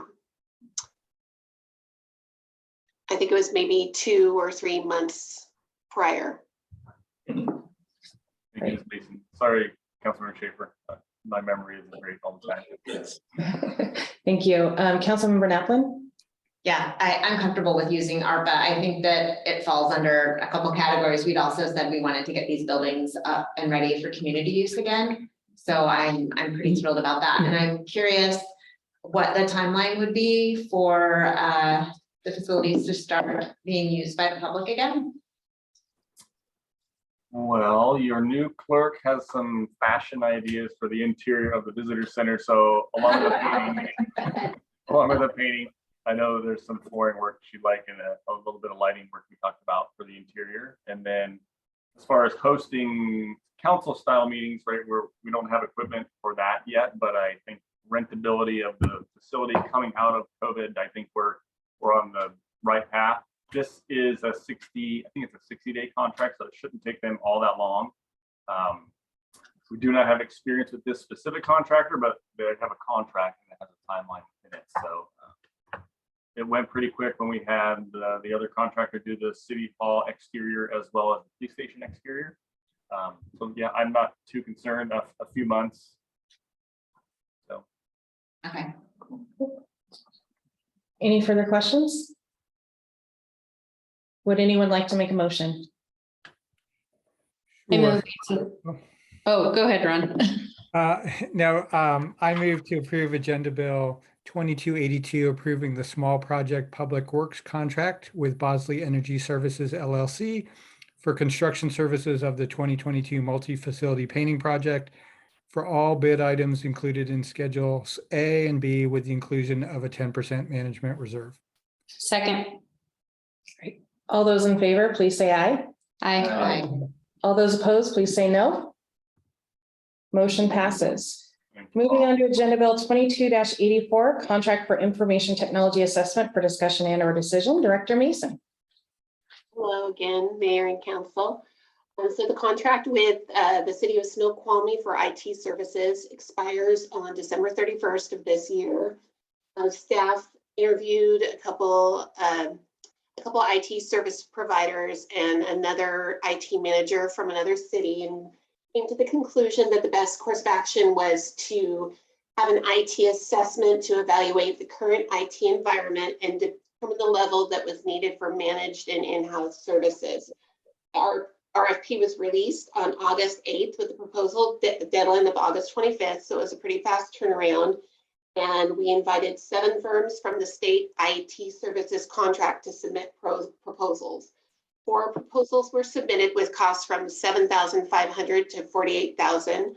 And then the proposals were reviewed by the directors, the city clerk, and the interim IT director from the City of Snoqualmie, who provided a lot of feedback. 2 firms were invited to present their proposals over Teams. And then the firm Arter Digital was selected as the top pick, mainly due to the quality of their presentation and their proposal and their experience in providing IT assessments to similar sized cities, and also their experience with law enforcement agencies. And so the contract with Arter Digital more expensive than we originally anticipated. From the two firms that we spoke to, it was going to be from the $8,000 to $10,000 range. Their contract was for $19,723, and we added a 10% contingency. The timeline is 6 to 10 weeks, and then the scope includes department level assessment of software and endpoint devices, IT infrastructure and applications assessment, IT security assessment, IT staffing level recommendation with managed services, and then a recommended level of managed IT services, and then a recommended IT long range capital replacement plan. So a lot of stuff is going into this scope. And then for discussion is how to, if council approves this contract, because it's not a budgeted expenditure, on how do we fund it. And this, I think this would be a really good use of ARPA funds or sales tax from construction from the strategic fund. Or we could simply allocate it to the different departments. Are there any questions?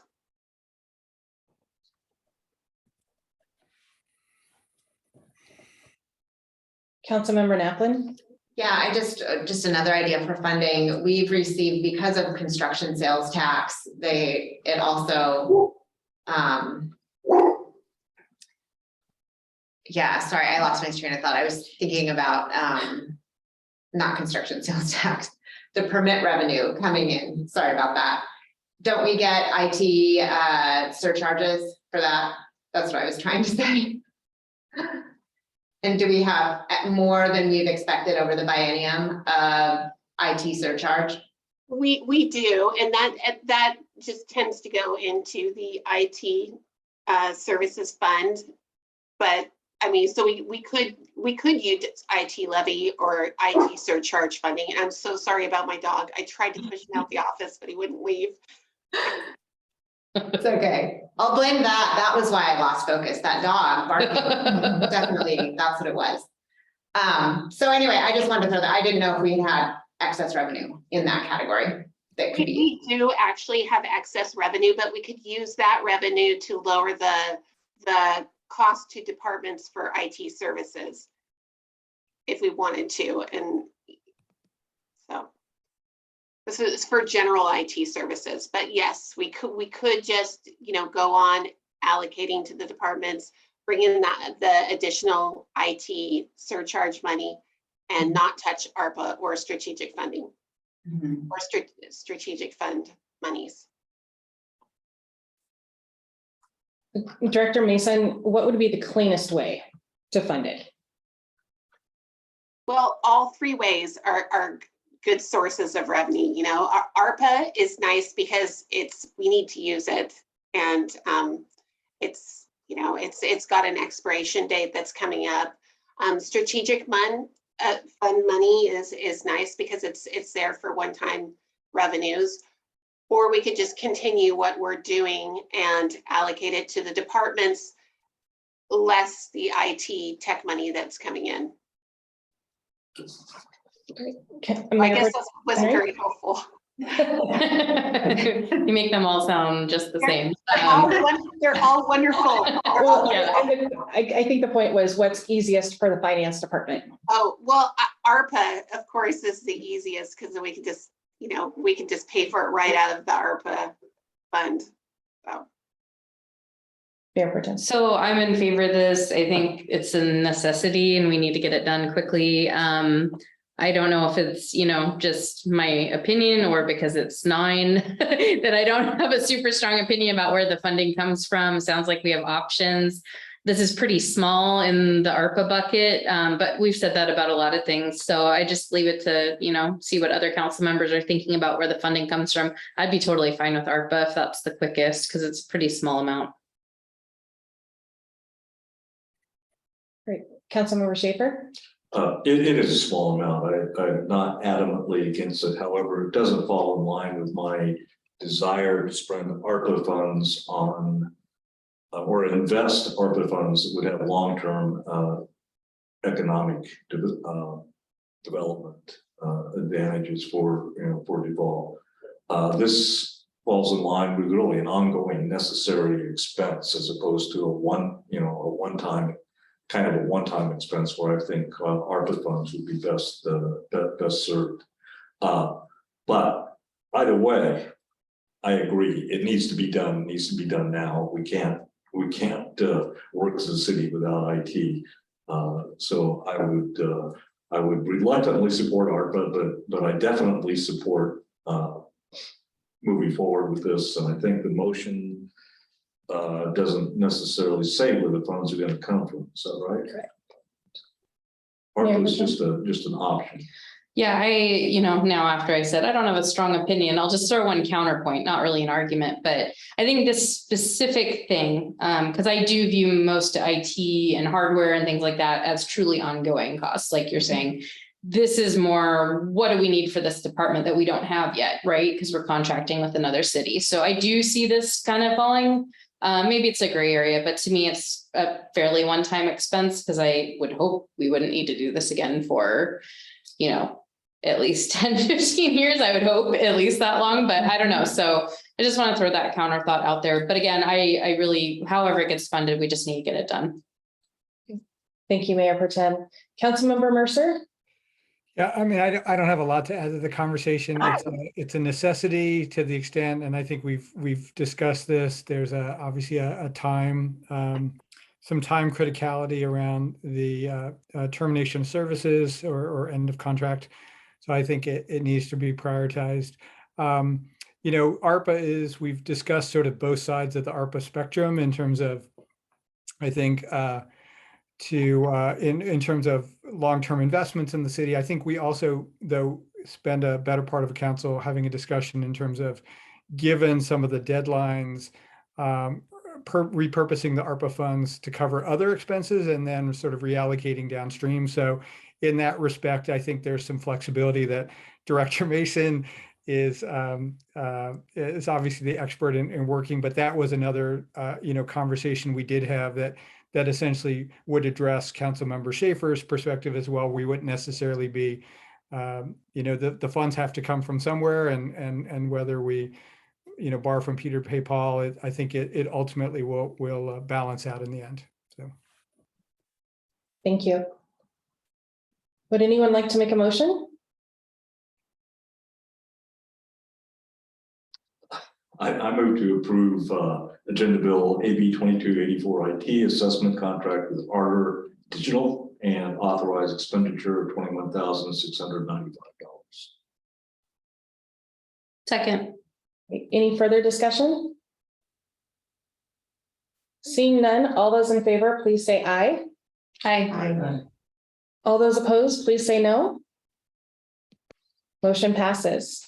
We have one more item of business tonight, Agenda Bill 22-85, the schedule for filling vacancy in City Council position number 5. Clerk McMillan. So as everyone knows, Michelle is no longer a resident of the city and is not on the council. And so we need to get going to fill that vacancy. And according to the council rules, the council is to approve the schedule for filling the vacancy. So you'll see in your packet the dates outlined for the process, and I will go forth with your approval and recruiting for a new council member. Right. Is there any discussion? Councilmember Schaefer. This has little or nothing to do with the proposed schedule, but it is a related topic. I thought when we had our last council opening that we actually put some feet on the street, and Amy, maybe it was you, distributed maybe flyers to businesses and to get them posted, that kind of thing, to get some active recruiting done.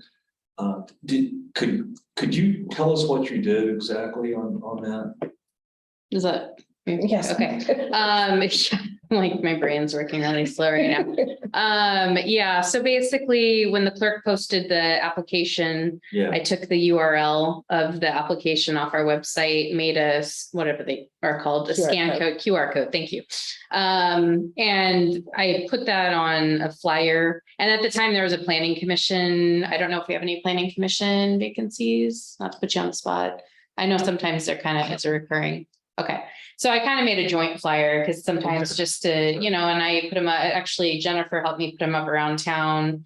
So I mean, I still have that and I can just insert the new QR code based on, just to help. Sometimes it helps get a few new, places around town. Pretty much anyone will let you put a flyer up, especially for something with the city, so. Great. Yeah, I'd be glad to help with that because I really think that's a terrific idea. There's a lot of us may not be that aware, but I mean, there's a lot of people, I talk to my neighbors, they don't know what the city council is. And they don't, they don't read the monthly mayor's report or whatever, so they don't know there's an opening.